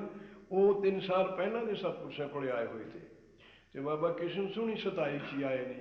ਇਹ ਸਵਾਮੀ ਉਹਨਾਂ ਦੇ ਉਹੀ ਤੇ ਰੇਰੂ ਸਾਹਿਬ 10ਵੇਂ ਪਾਤਸ਼ਾਹ ਜੀ ਕਿਸੇ ਦਰਖਤ ਹੇਠ ਬੈਠੇ ਤੇ, ਉਸ ਜਗ੍ਹਾ ਦਾ ਉਹਨੂੰ ਰੇਰੂ ਸਾਹਿਬ ਵੀ ਪੈ ਗਿਆ। ਰੇਰੂ ਹੇਠ ਬੈਠੇ ਤੇ। ਪਿੰਡ ਰਾਮਪੁਰ ਹੈ ਲੁਧਿਆਣੇ ਜ਼ਿਲ੍ਹੇ 'ਚ। ਪਿੰਡ 'ਤੇ 2-4 ਕਿੱਲੇ ਦੇ ਫਰਕ ਨਾਲ ਹੈ। ਹੁਣ ਤਾਂ ਪਿੰਡ ਵੱਧ ਗਿਆ, ਨੇੜੇ ਹੀ ਗਿਆ ਹੋਇਆ, ਪਰ ਉਹ ਫਰਕ ਨਾਲ ਹੈ। ਰੇਰੂ ਸਾਹਿਬ ਇੱਥੇ ਇੱਕ ਫੌਜੀ ਸਿੰਘ ਸੀ ਲੋਪੋਂ ਦਾ। ਲੋਪੋਂ ਬਲਾਲਾ ਇੱਥੇ ਪਿੰਡ ਹੈ, ਇੱਕ ਲੋਪੋਂ ਮੋਗੇ 'ਚ ਹੈ। ਉਹ ਲੋਪੋਂ ਵਧਣੀ ਹੈ, ਇਹ ਲੋਪੋਂ ਬਲਾਲਾ ਹੈ। ਉਹ ਫਿਰੋਜ਼ਪੁਰ ਜ਼ਿਲ੍ਹੇ 'ਚ ਲੋਪੋਂ ਦੀ, ਮੋਗੇ ਦੀ ਤਹਿਸੀਲ 'ਚ ਹੈ, ਇਹ ਲੁਧਿਆਣੇ 'ਚ ਹੈ। ਤਹਿਸੀਲ ਸ਼ਾਇਦ ਇਹਨਾਂ ਦੀ ਸਮਰਾਲਾ ਹੋਵੇ। ਇਹ ਫੌਜ ਵਿੱਚ ਥੇ। ਇਹਨਾਂ ਨੂੰ ਨਿਤਨੇਮ ਕਰਨ ਦਾ ਸਵਾਦ ਸੀ। ਜਦ ਘਰ ਆਉਂਦੇ, ਸਪੈਦ ਪੋਸ਼ ਇਹਨਾਂ ਦਾ ਪਿਤਾ ਸੀ। ਇਹ ਫੌਜ ਵਿੱਚ ਤੇ ਫੌਜ 'ਚੋਂ ਪੈਨਸ਼ਨ ਲੈ ਕੇ ਇਹਨਾਂ ਨੂੰ ਭਜਨ ਕਰਨ ਦਾ ਫੌਜ ਵਿੱਚ ਵੀ ਸੁਭਾਅ ਸੀ। ਇੱਥੇ ਜੇ ਘਰ ਆਉਣਾ ਪਾਠ ਕਰਨਾ ਤਾਂ ਪਿਤਾ ਨੇ ਨਾਰਾਜ਼ੀ ਮੰਨਣੀ ਵੀ ਸਾਧ ਵਾਂਗੂ ਸਾਧਾ ਵਾਂਗੂ ਇਹ ਘਰ ਮਹਾਰਾਜ ਜੀ ਲਿਆਉਂਦਾ, ਇੱਥੇ ਪਾਠ ਕਰੀ ਜਾਂਦਾ ਸੀ, ਕਿਤੇ ਸਾਧ ਆ। ਉਹ ਪਿਤਾ ਨੂੰ ਤਾਂ ਕੁਛ ਨਾ ਕਿਹਾ ਕਿ ਹਾਂ ਇਹਨਾਂ ਨੇ ਤਾਂ ਉਹ ਸਵਾਮੀ ਨਾ ਘਰ ਦੀ ਚੌਧਰ ਇੱਥੇ ਇਸ ਰੇਰੂ ਸਾਹਿਬ ਬਹਿ ਗਏ। ਛੋਟੀ ਜੀ ਪਿਛਲੇ ਜ਼ਮਾਨੇ ਅਨੁਸਾਰ ਹੀ ਸਾਰੇ ਗੁਰਦੁਆਰੇ ਪਏ ਤੇ ਆ ਹੁਣ ਵੱਡੇ ਐਸੇ ਸਦੀ ਮੇਰੇ ਦੇਖਦੇ ਹੋਏ ਨੇ ਸਾਰੇ, ਜਿੱਥੇ ਸਿੰਘ ਸਜਾਏ ਨੇ ਗੁਰੂ ਸਾਹਿਬ ਜੀ ਨੇ। ਅਨੰਦਪੁਰ ਸਾਹਿਬ ਦੀ ਧਰਤੀ ਉਸ ਗੁਰਦੁਆਰੇ ਦਾ ਨਾਮ ਕੇਸਗੜ੍ਹ ਹੈ, ਜਿੱਥੇ ਉਦੋਂ ਤੰਬੂ ਲੱਗੇ ਤੇ ਜਦ ਪੰਜ ਪਿਆਰਿਆਂ ਨੂੰ ਭੇਟਾ ਲਿਆ, ਸੀਸ ਲਏ ਨੇ। ਉਸ ਵਕਤ ਸਾਰਾ ਹੀ ਸ਼ਹਿਰ ਛੋਟਾ ਜਿਹਾ ਸੀ। ਮਹਾਰਾਜ ਜੀ ਨੇ 9ਵੇਂ ਪਾਤਸ਼ਾਹ ਨੇ ਬੰਨਿਆ ਇਹ ਰਾਜੇ ਕਹਿਲੂਰ ਵਾਲੇ ਤੇ। ਹੁਣ ਉਹਦਾ ਨਾਮ ਬਲਾਸ ਪਿੰਡ ਹੈ, ਉਸ ਪਿੰਡ ਦਾ ਨਾਮ ਬਲਾਸਪੁਰ ਹੈ। ਜਦ ਕਹਿਲੂਰ ਸੀ, ਰਾਜਾ ਸੀਗਾ ਦੁਨੀ ਚੰਦ ਉੱਥੇ ਦਾ, ਦੇਵੀ ਚੰਦ। ਉਹ ਉੱਥੇ ਇਹ ਥੇ ਪਿਆ ਜੀ, ਕੋਈ ਵਸਦਾ ਨਹੀਂ, ਕਹਿੰਦੇ ਉੱਜੜ ਜਾਂਦਾ ਹੈ, ਕੋਈ ਰੇਤ ਰਹਿੰਦਾ ਹੈ। 9ਵੇਂ ਪਾਤਸ਼ਾਹ ਨੇ ਉਹਨਾਂ ਨੇ ਜਿੰਨਾ ਕੁ ਜਦ ਭਾਅ ਹੋਊ ਮੁੱਲ ਖਰੀਦੀ ਇਹ ਜਗ੍ਹਾ ਉੱਤੇ। ਵਸਦਾ ਹੈ ਨਹੀਂ ਤੇ ਥੋੜ੍ਹੇ ਪੈਸੇ ਨੂੰ ਮਿਲ ਗਿਆ ਹੋਣਾ। ਇੱਥੇ ਫਿਰ ਉਹਨਾਂ ਨੇ ਨਗਰ ਵਸਾ ਲਿਆ ਅਨੰਦਪੁਰ ਸਾਹਿਬ। ਪਿਛਲੀ ਇਤਿਹਾਸ ਦੀ ਵਾਰਤਾ ਦੀ ਵੀ ਇੱਥੇ ਰਾਮਚੰਦਰ ਜੀ ਦੇ ਗੁਰੂ ਨੇ ਵਸ਼ਿਸ਼ਟ ਨੇ ਤਪ ਕੀਤਾ ਇਸ ਜਗ੍ਹਾ, ਕਿਉਂ ਸਤਲੁਜ ਦੇ ਕੰਢੇ 'ਤੇ ਹੈ। ਅਤੇ ਇਹ ਇਸ ਵਕਤ ਫਿਰ ਹਜ਼ੂਰ ਦੇ ਬੈਠਣ ਨਾਲ ਇਹ ਅਨੰਦਪੁਰ ਸਾਹਿਬ ਨਾਮ ਧਰ ਲਿਆ ਉਹਨਾਂ ਨੇ। ਜਦ ਨਗਰੀ ਬਹੁਤ ਛੋਟੀ ਜਿਹੀ ਸੀ। ਇਹ ਤਾਂ ਹੁਣ ਦੇ ਜ਼ਮਾਨੇ 'ਚ ਆ ਕੇ ਵੱਡੇ ਗੁਰਦੁਆਰੇ ਨੇ। ਜਦ ਗੁਰਦੁਆਰਾ ਵੀ ਜਿਹੜਾ ਪਹਿਲਾਂ ਦੀ ਮੈਂ ਦੇਖਿਆ ਬਹੁਤ ਛੋਟਾ ਜਿਹਾ ਸੀ। ਝਾੜ ਸਾਹਿਬ ਵੀ ਛੋਟਾ ਜਿਹਾ ਸੀ। ਜਿੱਥੇ ਜਿੱਥੇ ਗੁਰੂ ਕੇ ਆਏ ਸੀ ਮਲਬੇ ਨੂੰ ਜਦ ਆਏ ਨੇ, ਮਲਬੇ 'ਚ ਆ ਕੇ ਇਹ ਕਥਾ ਸੁਣਾਉਣੀ ਕੀਤੀ ਮਹਾਰਾਜ ਜੀ ਨੇ। ਸ੍ਰੀ ਗੁਰੂ ਗ੍ਰੰਥ ਸਾਹਿਬ ਜੀ ਦੀ 10ਵੇਂ ਆਹ ਸਾਹਿਬ ਪਾਤਸ਼ਾਹ ਜਿਹੜੇ ਹਨ ਆਪਣੇ ਹੱਥ ਸਾਰੀ ਦੁਨੀਆ ਦੇ ਹੁਣ ਸਿੱਖ ਸੰਪਰਦਾ 'ਚ, ਇਹ ਸ੍ਰੀ ਗੁਰੂ ਗੋਬਿੰਦ ਸਿੰਘ ਜੀ ਦੇ ਉਚਾਰੇ ਹੋਏ ਨੇ। ਬਾਕੀ ਜਿਹੜਾ ਕਰਤਾਰਪੁਰ ਹੈ ਉਹ 5ਵੇਂ ਪਾਤਸ਼ਾਹ ਨੇ ਜਗ੍ਹਾ ਜਗ੍ਹਾ 'ਤੇ ਜਿੱਥੇ ਜਿੱਥੇ ਵੀ ਸਿੱਖ ਨਾਲ ਚਰਚਾ ਹੋਈ ਸੀ ਦੂਸਰੀਆਂ ਕੰਟਰੀਆਂ ਵਿੱਚੋਂ ਵੀ ਮੰਗਾਈ ਹੈ। ਚਾਹੇ ਯੋਗ ਸ਼ਕਤੀ ਨੇ ਲਿਆਂਦੀ, ਚਾਹੇ ਸਿੱਖ ਭੇਜ ਕੇ ਮੰਗਾ ਲਈ। ਜਿੱਥੇ ਜਿੱਥੇ ਬੜੀ ਸਿੱਖ ਨਾਲ ਚਰਚਾ ਹੋਈ ਤਾਂ ਉਹਦਾ ਕੋਈ ਸ਼ਬਦ ਲਿਖਿਆ ਤੇ ਆਪਣੇ ਕੋਲ ਕਿ ਮੈਨੂੰ ਆਹ ਉਪਦੇਸ਼ ਕਰ ਗਿਆ ਗੁਰੂ, ਸਾਰੀ ਇਕੱਠੀ ਕਰਕੇ ਬਾਣੀ ਇਹ 5ਵੇਂ ਪਾਤਸ਼ਾਹ ਦਾ ਉਪਕਾਰ ਹੈ ਜਿਹੜਾ ਗੁਰੂ ਗ੍ਰੰਥ ਸਾਹਿਬ ਦਾ ਰੂਪ ਦਿੱਤਾ। ਜਿੱਥੇ ਜਿੱਥੇ ਪਹਿਲਿਆਂ ਤੋਂ ਲੈ ਕੇ ਚੌਥੇ ਪਾਤਸ਼ਾਹ ਤੱਕ ਉਚਾਰੀ ਹੋਈ ਸੀ, 5ਵੇਂ ਨੇ ਤੇ ਹਾਜ਼ਰੀ ਉਚਾਰੀ ਹੈ। ਉਹ ਸਾਰੀ ਬਾਣੀ ਇਕੱਠੀ 5ਵੇਂ ਨੇ ਕੀਤੀ ਹੈ। ਜਗ੍ਹਾ ਜਗ੍ਹਾ 'ਤੇ ਜਿੱਥੇ ਜਿੱਥੇ ਵੀ ਸਾਰੇ ਮਲਬੇ ਵਿੱਚ ਵੀ ਬਾਹਰਲੀਆਂ ਕੰਟਰੀਆਂ 'ਚ ਵੀ, ਬਾਹਰੋਂ ਵੀ ਸੰਗਲਾਦੀਪ ਲੰਕਾ 'ਚੋਂ ਲਿਆਂਦੀ ਸੀ ਜਾ ਕੇ। ਸ਼ਿਵਨਾਭ ਰਾਜੇ ਨੇ ਚਰਚਾ ਹੋਈ, ਉੱਥੇ ਗਏ ਨੇ ਪਹਿਲੇ ਪਾਤਸ਼ਾਹ, ਉੱਥੋਂ ਦੇ ਜਿਹੜੇ ਸ਼ਬਦ ਨੇ ਅਤੇ ਉੱਥੇ ਜਿਹੜੇ ਉਸ ਨਾਲ ਚਰਚਾ ਹੋਈ ਤੇ ਉਹ ਸ਼ਬਦ ਪਾਏ ਹੋਏ ਨੇ। ਸਾਰੇ ਸ਼ਬਦ ਮਹਾਰਾਜ ਜੀ ਦੀ ਰਚਨਾ ਦੇ 5ਵੇਂ ਪਾਤਸ਼ਾਹ ਤੋਂ ਪਹਿਲੇ ਪਹਿਲੇ ਜਿੱਥੇ ਜਿੱਥੇ ਉਚਾਰੇ ਤੇ ਸਾਰੇ ਇਕੱਠੇ ਚੌਥੇ ਪਾਤਸ਼ਾਹ ਨੇ 5ਵੇਂ ਨੇ ਕਰੇ ਨੇ। ਉਹ ਕਰਤਾਰਪੁਰ ਹੈ ਵੀੜੋ ਪਹਿਲੇ ਪਿਛਲੇ ਜਿਸ ਤਰ੍ਹਾਂ ਬਈਆਂ ਦੇ ਨਾਮ ਹੀ ਲਿਖੇ ਹੋਏ ਤੇ ਐਸਰੋਟ ਹੈ। ਐਸਰੋਟ ਪ੍ਰਕਾਸ਼ ਨਹੀਂ ਹੁੰਦਾ, ਉਹਦੇ ਅੱਖਰ ਦੂਸਰੇ ਪਾਸੇ ਨੂੰ ਨੇ, ਟੇਢੇ ਪੜ ਹੁੰਦੇ ਨੇ। ਇਹ 62 ਵਿੱਚ ਸਿੱਖਾਂ ਦੇ ਵਿੱਚ ਕੋਈ ਮੰਗਲਾਚਾਰ ਦਾ ਮਤਭੇਦ ਪੈ ਗਿਆ ਸੀ। ਉਸ ਵਕਤ ਦਾ ਮੈਨੂੰ ਸਿਮਰਤੀ ਹੈ, ਮੈਂ ਵੀ ਉਹਨਾਂ ਇਕੱਠਾ ਇੱਕ ਦੋ 'ਚ ਗਿਆ। ਮੰਗਲਾਚਾਰ ਮੂਲ ਮੰਤਰ ਨੂੰ ਕਹਿੰਦੇ ਨੇ। ਮਹਾਰਾਜ ਜੀ ਜਦੋਂ ਨਵਾਂ ਸ਼ਬਦ ਉਚਾਰਨਾ ਕਿਤੇ ਹੁੰਦਾ ਪਹਿਲਾਂ ਮੰਗਲਾਚਾਰ ਪੜ੍ਹਦੇ ਤੇ। ਮੰਗਲਾਚਾਰ ਨੂੰ 4 ਸਰੂਪਾਂ 'ਚ ਸਥਾਪਨ ਕੀਤਾ ਮਹਾਰਾਜ ਨੇ। ਇੱਕ ਤਾਂ ਇੱਕ ਓਂਕਾਰ ਗੁਰਪ੍ਰਸਾਦ, ਇੰਨਾ ਕਹਿ ਕੇ ਗਾਹਾਂ ਬਾਣੀ ਤੋੜ ਲੈਣੀ ਜਿਹੜੀ ਸਮੇਂ ਨਾਲ ਸਿੱਖਾਂ ਨੂੰ ਪ੍ਰਚਾਰ ਕਰਨੀ। ਉਹ ਉਹਨਾਂ ਦੀ ਬਾਣੀ ਬਣ ਗਈ, ਉਹ ਗੁਰੂ ਗ੍ਰੰਥ ਸਾਹਿਬ ਸਹੀ ਜਿਹੜਾ ਪ੍ਰਸੰਗ ਚੱਲਦਾ। ਜਦ ਚੱਲਦਾ ਪਰ ਪਹਿਲਾਂ ਇੱਕ ਓਂਕਾਰ ਲਿਖਿਆ ਹੋਇਆ। ਮੰਗਲਾਚਾਰ ਇਸ ਨੂੰ ਕਿਹਾ ਜਾਂਦਾ ਸੀ। ਇਬਾਦਤ ਕਰਨੀ ਆਪਣੇ ਮੁਰਸ਼ਿਦ ਨੂੰ ਯਾਦ ਕਰਨਾ ਪਹਿਲਾਂ। ਉਹਦੇ 4 ਸਰੂਪਾਂ 'ਚ ਹੈ। ਇੱਕ ਤਾਂ ਪਹਿਲਾਂ ਹੀ ਗੁਰੂ ਨਾਨਕ ਦੇਵ ਜੀ ਨੇ ਜਦੋਂ ਜਪਜੀ ਸਾਹਿਬ ਉਚਾਰਿਆ ਹੈ, ਇਸ ਦਾ ਨਾਮ ਜਪ ਨਿਸ਼ਾਨ ਕਹਿੰਦੇ, ਲਿਖਣ 'ਚ ਜਪਜੀ ਸਾਹਿਬ ਨਹੀਂ ਆਉਂਦਾ, ਉੱਥੇ ਜਪ ਜੀ ਇੰਨਾ ਹੀ ਲਿਖ ਦਿੰਦੇ ਨੇ। ਸਾਹਿਬ ਹੁਣ ਲਾਉਣ ਲੱਗੇ ਜਪਜੀ ਸਾਹਿਬ, ਹੇ ਜੀ ਇਸ ਦਾ ਪਾਠ ਕਰ ਜਪ। ਇਹਨੂੰ ਹੁਣ ਪਿੰਡਰਾਂ ਵਾਲੀ ਸੰਪਰਦਾ ਨੇ ਇਹਨਾਂ ਦਾ ਨਿਰਣਾ ਕਰਕੇ ਵਿਦਵਤਾ ਦੇ ਬਲ ਨਾਲ 4 ਪ੍ਰਕਰਨ ਡੋਡੀ ਬਣਾ ਦਿੱਤੇ ਨੇ। ਇੱਕ ਓਂਕਾਰ ਸਤਿਗੁਰ ਪ੍ਰਸਾਦ, ਇਹਨੂੰ ਉਹਨਾਂ ਨੇ ਆਦਿ ਮੰਤਰ ਦੇ ਵਿੱਚ ਲਿਖ ਦਿੱਤਾ ਵੀ ਇਹਦਾ ਨਾਮ ਆਦਿ ਮੰਤਰ ਹੈ। ਇੱਕ ਓਂਕਾਰ ਸਤਿਨਾਮ ਕਰਤਾ ਪੁਰਖ ਗੁਰ ਪ੍ਰਸਾਦ, ਇਹਦਾ ਨਾਮ ਮਹਾਮੰਤਰ ਹੈ। ਅੱਗੇ ਇੱਕ ਓਂਕਾਰ ਸਤਿਨਾਮ ਕਰਤਾ ਪੁਰਖ ਨਿਰਭਉ ਨਿਰਵੈਰ ਅਕਾਲ ਮੂਰਤਿ ਅਜੂਨੀ ਸੈਭੰ ਗੁਰ ਪ੍ਰਸਾਦ, ਇਹਦਾ ਨਾਮ ਸਤ ਮੰਤਰ ਹੈ। ਇੱਕ ਗਾਹਾਂ ਫਿਰ ਜਪ ਪਾਠ ਵਿਚਾਲੇ ਲਾ ਕੇ ਵਿਸਰਾਮ ਦੇ ਦੋ ਹੀ ਅੱਖਰ ਨੇ, ਜਪ। ਆਦ ਸੱਚ ਜੁਗਾਦ ਸੱਚ ਹੈ ਵੀ ਸੱਚ ਨਾਨਕ ਹੋਸੀ ਵੀ ਸੱਚ, ਉੱਥੇ ਤਾਂ ਹੀ ਮੂਲ ਮੰਤਰ ਕਹਿਤਾ।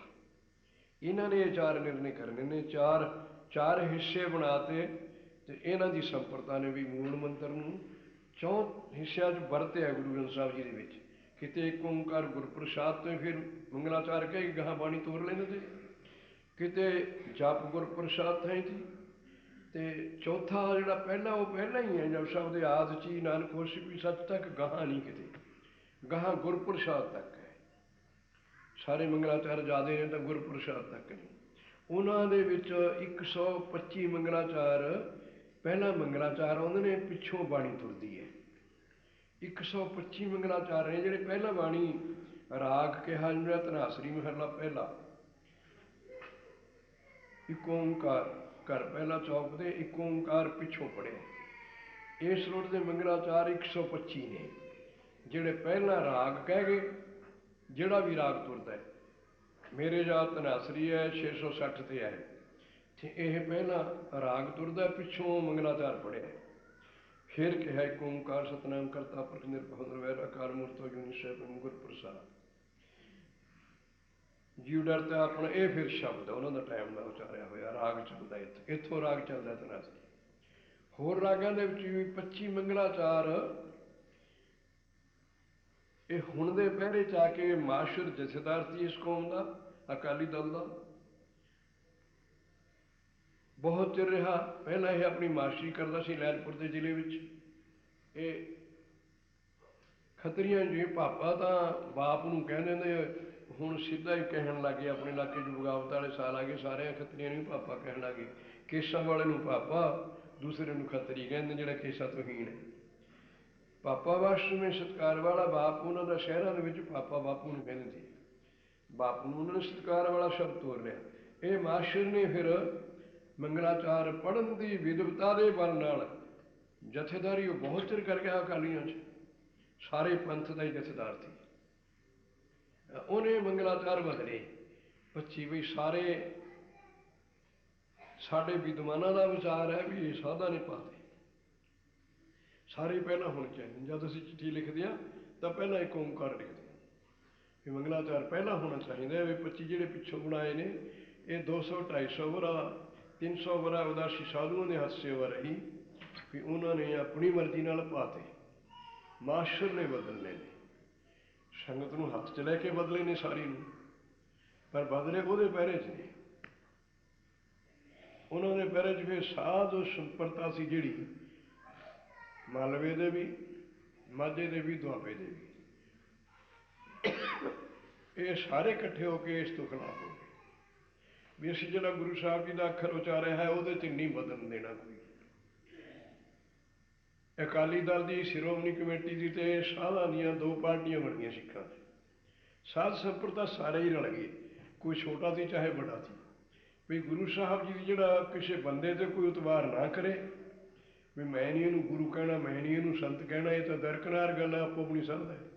ਜਿਹੜਾ ਗੁਰੂ ਸਾਹਿਬ ਦਾ ਅੱਖਰ ਉਚਾਰਿਆ ਹੈ, ਸਾਡੇ ਹੱਥੋਂ ਰਾਜ ਪ੍ਰਬੰਧ ਹਮੇਸ਼ਾ ਹੀ ਇਹਦੇ 'ਤੇ ਟਿਕ ਕਰਦਾ ਹੁੰਦਾ ਹੈ ਵੀ ਸਿੱਖਾਂ ਨੂੰ ਜੇ ਮਾਰਨਾ ਹੈ ਤਾਂ ਗੁਰੂ ਗ੍ਰੰਥ ਸਾਹਿਬ ਜੀ ਨੂੰ ਸਮਾਪਤ ਕਰ ਦਿਓ, ਸਿੱਖ ਆਪੇ ਹੀ ਲੜ ਕੇ ਮਰ ਜਾਣਗੇ। ਇਹਦੇ ਆਸਰੇ ਨਾਲ ਸਹਿਜਧਾਰੀ ਵੀ, ਨਿਰਮਲੇ ਵੀ, ਉਦਾਸੀ ਵੀ, ਸਾਰੇ ਹੀ ਰਲ ਜਾਂਦੇ ਨੇ। ਅਸੀਂ ਤਾਂ ਗੁਰੂ ਗ੍ਰੰਥ ਸਾਹਿਬ ਦੇ ਸਿੱਖਾਂ, ਇਹਦੇ ਵਿੱਚ ਸਹਿਜਧਾਰੀ ਵੀ ਰਲ ਜਾਂਦੇ ਨੇ, ਇਕੱਲੇ ਕਾਲੀ ਨਹੀਂ ਰਹਿੰਦੇ। ਵੀ ਜਦੋਂ ਇਹ ਸਾਰੇ ਰਲ ਕੇ ਗੁਰੂ ਕਹਿੰਦੇ ਇਹਨਾਂ ਨੂੰ ਬੜੀ ਸੰਮਤੀ ਦਾ ਰਾਹ ਦੇ ਗਏ ਨੇ ਵੀ ਸਿੱਖ ਕੌਮ ਮਰਨਾ ਨਹੀਂ, ਰਾਜੇ ਸਾਰੇ ਸਾਨੂੰ ਨਹੀਂ ਉਹਨਾਂ ਨੇ ਪਤਾ ਲੱਗਣ ਦਿੱਤਾ। ਬੁਲਾਰੇ ਉੱਤਮ ਪੁਰਸ਼ਾਂ ਨੂੰ ਉਹ ਖਰੀਦ ਲੈਂਦੇ ਨੇ, ਉਹਨਾਂ ਤੋਂ ਭੰਡੀ ਕਰਾਈ ਵੀ ਗੁਰੂ ਗ੍ਰੰਥ ਸਾਹਿਬ ਜੀ ਦੀ ਥਿਊਰੀ ਕਿਵੇਂ ਜੇ ਇਹਨਾਂ ਦੇ ਹੱਥੋਂ ਚਲੀ ਜਾਏ। ਮੰਗਲਾਚਾਰ ਬਦਲੇ ਵੀ ਅਸੀਂ ਕਹਾਂਗੇ ਤੁਸੀਂ ਕਿਹੜੇ ਗੁਰੂ ਗ੍ਰੰਥ ਸਾਹਿਬ ਦੇ ਪੈਰੋਕਾਰ ਹੈ, ਇੱਕ 'ਚ ਮੰਗਲਾਚਾਰ ਹੈ, ਇਸ ਲੋਟ ਨੇ ਇੱਕ, ਕਿਵੇਂ ਨਾ ਕਿਵੇਂ ਇਹ ਖਰਲ ਪਾਉਂਦੇ ਰਹੇ। ਬਰਤਾਨੀਏ ਵੀ ਟਾਈਮ ਦੀ ਗੌਰਮੈਂਟ ਵੀ ਸਿੱਖ ਕੌਮ 'ਤੇ ਵਰਖਲਾਫ ਨੇ, ਜਿਹੜੇ ਸਿੱਖ ਦੇ ਹੀ ਜਾਮੇ 'ਚ ਨੇ। ਤੁਸੀਂ ਉਹ ਤਾਂ ਕੋਈ ਕਹਿ ਹੀ ਨਹੀਂ ਸਕਦਾ ਵੀ ਤੈਂ ਕੱਛ ਕਿਉਂ ਪਾਈ ਜਾਂ ਸਾਫਾ ਕਿਉਂ ਬੰਨਿਆ, ਅਤੇ ਉਹ ਖਿਲਾਫ ਹੋਏ। ਪਰ ਉਸ ਵਕਤ ਦਾ ਫੈਸਲਾ ਚਾਹਦੇ ਮਹਾਤਮਾ ਨੇ ਧੀਰਜ ਵਾਲੇ ਵਿੱਚ ਜੱਪੀ ਤੱਪੀ ਸੀਗੇ, ਉਹਨਾਂ ਨਾਲ ਇਹ ਸ਼ਾਂਤੀ ਨਾਲ ਹੀ ਨਿਬੜ ਗਿਆ। 5 ਸਾਲ ਚੱਲਦਾ ਰਿਹਾ, 58 'ਚ ਤੁਰਿਆ, 63 'ਚ ਜਾ ਕੇ ਸਮਾਪਤ ਹੋਇਆ। 63 ਦੇ ਵਿੱਚ ਇਹ ਇਹ ਫੈਸਲਾ ਕੀਤਾ। ਸਾਰੇ ਬੜੀ ਤੂੰ ਤੂੰ ਮੈਂ ਹੁੰਦੀ ਰਹੀ। ਸਿੰਘ ਉਧਰ ਉਧਰੀ ਗਰਮੀ ਨਾਲ ਬੋਲਦੇ ਨੇ, ਸਾਧੂਆਂ ਚੋਂ ਵੀ ਉਹਨਾਂ ਚੋਂ ਵੀ। ਸਾਧੂਆਂ ਦੇ ਨਾਲ ਨਾਲ ਸਹਿਜਧਾਰੀ ਵੀ ਬਹੁਤ ਰਲ ਗਏ ਵੀ ਗੁਰੂ ਗ੍ਰੰਥ ਸਾਹਿਬ ਦਾ ਅੱਖਰ ਅਸੀਂ ਇੱਕ ਵੀ ਨਹੀਂ ਬਦਲਣ ਦੇਣਾ। ਮੁਹੰਮਦ ਸਾਹਿਬ ਨੇ ਕੁਰਾਨ ਸ਼ਰੀਫ ਬਣਾਇਆ। ਉਹਨਾਂ ਨੇ ਇਬਰਾਹੀਮ ਦੀ ਕਥਾ ਸੁਣਾਈ ਹੈ। ਅਸਰਾਈਲ ਤੇ ਇਬਰਾਹੀਮ ਪਿਤਾ ਪੁੱਤਰ ਥੇ। ਇਹਨਾਂ ਤੋਂ ਕਈ ਪੁਸ਼ਤਾਂ ਪਹਿਲਾਂ ਹੋਏ ਨੇ। ਇਹ ਤਾਂ 6ਵੀਂ ਸਦੀ 'ਚ ਹੋਇਆ ਹੈ। ਮੁਹੰਮਦ ਸਾਹਿਬ ਜਿਹੜਾ ਇਹਨਾਂ ਦਾ ਹੁਣ ਆਗੂ ਹੈ, ਜਿਹੜਾ ਜਿਹਨੂੰ ਇਹ ਪੈਗੰਬਰ ਮੰਨਦੇ ਨੇ, ਮੁਹੰਮਦ ਸਾਹਿਬ ਵਿਕਰਮਾਜੀਤ ਦੀ 6ਵੀਂ ਸਦੀ 'ਚ ਹੋਇਆ। ਉਹਨਾਂ ਨੂੰ ਉਹਨਾਂ ਦੇ ਹਿਸਾਬ ਵਿੱਚ 1400 ਵਰ੍ਹਾ ਹੋ ਗਿਆ। ਉਹਨਾਂ ਦੇ ਸੰਨ 'ਚ 14 ਤੇ ਹੁਣ 7 ਵਾਰੀ ਉੱਤੇ ਚਲੇ ਗਏ। ਆਪਣੇ ਨਾਲ ਅਜੇ 70 ਕੁ ਬਣਦਾ, 1370, ਕਿਉਂਕਿ ਉਹ ਚੰਦਰਮਾ ਨਾਲ ਮੰਨਦੇ ਨੇ। ਹੋਰ ਸਾਰੇ ਵੈਡ 'ਚ ਸੂਰਜ ਨਾਲ ਤਰੀਕ ਮੰਨਦੇ ਨੇ। ਸੂਰਜ ਦਾ ਅਤੇ ਚੰਦਰਮਾ ਦਾ ਤੀਸਰੇ ਮਹੀਨੇ ਮਹੀਨਾ ਨਿਕਲ ਆਉਂਦਾ ਹੈ। ਉਸ ਮਹੀਨੇ ਦੇ ਵਧਣ ਕਰਕੇ ਉਹ ਉਹਨਾਂ ਦਾ ਸੰਨ ਮੂਹਰੇ ਚਲਾ ਗਿਆ। 1400 ਵਰ੍ਹੇ ਦੇ ਵਿੱਚ 42 ਸਾਲ ਮੂਹਰੇ ਹੋ ਗਿਆ। ਇੱਕ ਸਦੀ 'ਚ 3 ਸਾਲ ਮੂਹਰੇ ਹੋ ਜਾਂਦਾ। 136 ਤੀਆ 108, 108 ਵਰ੍ਹੇ ਦੇ ਵਿੱਚ 3 ਸਾਲ ਮੂਹਰੇ ਹੋ ਜਾਂਦਾ ਹੈ। 14 ਸਾਲ ਦੇ ਵਿੱਚ 43 ਸਾਲ ਮੂਹਰੇ ਹੋ ਗਿਆ ਸਨ ਉਹਨਾਂ ਦਾ। ਅਰਬ ਸਾਰਾ ਸੂਰਜ ਚੰਦਰਮਾ ਨਾਲ ਇਹ ਤਰੀਕ ਮੰਨਦਾ ਹੈ। ਚੰਦਰਮਾ ਦੀਆਂ ਤੀਸਰੇ ਸਾਲ ਇੱਕ ਮਹੀਨਾ ਵੱਧ ਜਾਂਦੀ, ਉਹਦੇ 'ਚ ਪੂਰਨਮਾਸ਼ੀਆਂ 13 ਹੋਣਗੀਆਂ। ਕਿਉਂਕਿ ਪੂਰਨਮਾਸ਼ੀ ਜਿਹੜੀ ਤਿਥ ਬਣਦੀ ਹੈ ਇਹ ਚੰਦਰਮਾ ਦੀ ਟੇਕ ਨਾਲ ਬਣਦੀ ਹੈ, ਜਿਹੜੀ ਤਰੀਕ ਬਣਦੀ ਹੈ ਸੂਰਜ ਦੀ ਟੇਕ ਨਾਲ ਬਣਦੀ ਹੈ। ਸੂਰਜ ਦੇ ਮਹੀਨੇ 12 ਹੀ ਹੋਣਗੇ, ਚੰਦਰਮਾ ਦੇ ਤੀਜੇ ਸਾਲ 13 ਹੋ ਜਾਂਦੇ ਨੇ। ਕਿਉਂਕਿ 15 ਮਿੰਟ ਲੇਟ ਆਉਂਦਾ ਉਹ ਹਰ ਰੋਜ਼। ਉਹ ਲੇਟ ਵਾਲੇ ਜਮ੍ਹਾਂ ਕਰਕੇ ਉਹਦਾ ਫਿਰ ਮਹੀਨਾ ਵਧਾਉਂਦੇ ਨੇ ਤੀਜੇ ਸਾਲ। 3 ਸਾਲਾਂ ਦੇ ਸੂਰਜ ਦੇ 36 ਮਹੀਨੇ ਹੁੰਦੇ ਨੇ, ਚੰਦਰਮਾ ਦੇ 37 ਹੋ ਜਾਂਦੇ ਨੇ। ਇੱਕ ਮਹੀਨਾ ਵੱਧ ਜਾਂਦਾ। ਉਹ ਸਾਰਿਆਂ ਦੀ ਸਮਝ ਨਹੀਂ ਆਉਂਦਾ। ਅਰਬ ਵਾਲੇ ਆਪਾਂ ਨੂੰ ਉਹਦੀ ਸਮਝਣ ਦੀ ਲੋੜ ਵੀ ਨਹੀਂ ਝਗੜੇ 'ਚ ਪੈਣ ਦੀ। ਉਹ ਸਾਰੇ ਚੰਦਰਮਾ ਨਾਲ ਮੰਨਦੇ ਕਰਕੇ ਮੁਹੰਮਦ ਸਾਹਿਬ ਦਾ ਸੰਮਤ 42 ਸਾਲ ਮੂਹਰੇ ਹੋ ਗਿਆ ਆਪਣੇ ਨੂੰ। 14 ਸਾਲ ਉਹਨਾਂ ਦੇ 1400 ਤੇ ਉੱਪਰ ਹੋ ਗਿਆ ਕੁਛ। ਆਪਣੇ ਅਜੇ 1370-72 ਹੈ ਮੁਹੰਮਦ ਸਾਹਿਬ ਹੋਏ ਨੇ। 6ਵੀਂ ਸਦੀ 'ਚ ਇਹਨਾਂ ਦੀ 'ਚ ਹੋਏ ਨੇ ਉਹ ਵਿਕਰਮਾਜੀਤ 'ਚ। ਉਹਨਾਂ ਦਾ ਆਪਣਾ ਸਵਾਲ ਹੈ ਵੀ ਗੁਰੂ ਕਹਿੰਦੇ ਸਾਨੂੰ ਸਾਰਿਆਂ ਮੱਤਾਂ ਦੇ ਝਗੜਿਆਂ 'ਚੋਂ ਕੱਢ ਕੇ ਆਪਣਾ ਜੀਵਨ ਸੁੰਦਰ ਬਣਾਉਣ ਵਾਸਤੇ ਗੁਰੂ ਗ੍ਰੰਥ ਸਾਹਿਬ ਜੀ ਰਚੇ ਨੇ। ਇਹ 5ਵੇਂ ਪਾਤਸ਼ਾਹ ਨੇ ਰਚੇ ਸੀ। ਉੱਥੇ ਦੀ ਬੀੜ 'ਤੇ ਹੈ ਫਿਰ ਮੰਨ ਲਿਆ ਸਾਰਿਆਂ ਨੇ। ਸਾਧੂਆਂ ਨੇ ਜ਼ੋਰ ਵੀ ਆਪਾਂ ਸਾਰੇ ਹਿੰਦੁਸਤਾਨ ਦੇ ਵਿੱਚ ਸਿੱਖ 2 ਨੇ 100 ਦੇ ਵਿੱਚੋਂ, ਬਾਕੀ ਹਿੰਦੂ ਸ਼ਬਦ ਵਾਲੇ ਨੇ ਸਾਰੀਆਂ ਸ਼੍ਰੇਣੀਆਂ। ਵੀ ਆਪਾਂ ਆਪਸ ਵਿੱਚ ਲੜ ਕੇ ਮਰ ਜਾਵਾਂਗੇ। ਲੋਕ ਵਿਲਾਸ ਕਰਦੇ ਨੇ ਇਹਨਾਂ ਦੇ ਗੁਰੂ ਗ੍ਰੰਥਾਂ ਨੂੰ ਕੀ ਹੋ ਗਿਆ, ਕਿਉਂ ਲੜਦੇ ਨੇ।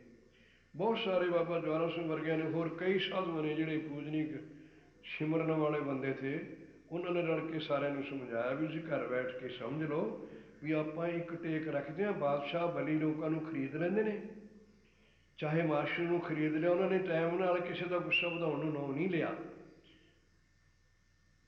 ਸਾਡੇ ਕੋਲ ਮਲੇਰਕੋਟਲੇ ਦੇ ਵਿੱਚ ਹੋਇਆ, ਉਹਨੇ ਜ਼ਿਆਦਾ ਗੁਰਬਾਣੀ ਦਾ ਖੰਡਨ ਮੰਡਨ ਕੀਤਾ ਹੈ। ਉਹ ਬਰਤਾਨੀਆ ਨੇ ਖਰੀਦ, ਦਿਮਾਗ ਬੜਾ ਪੁਰ ਸੀ, ਪੈਸੇ ਸਭ ਨੂੰ ਜਿੱਤ ਲੈਂਦੇ ਨੇ।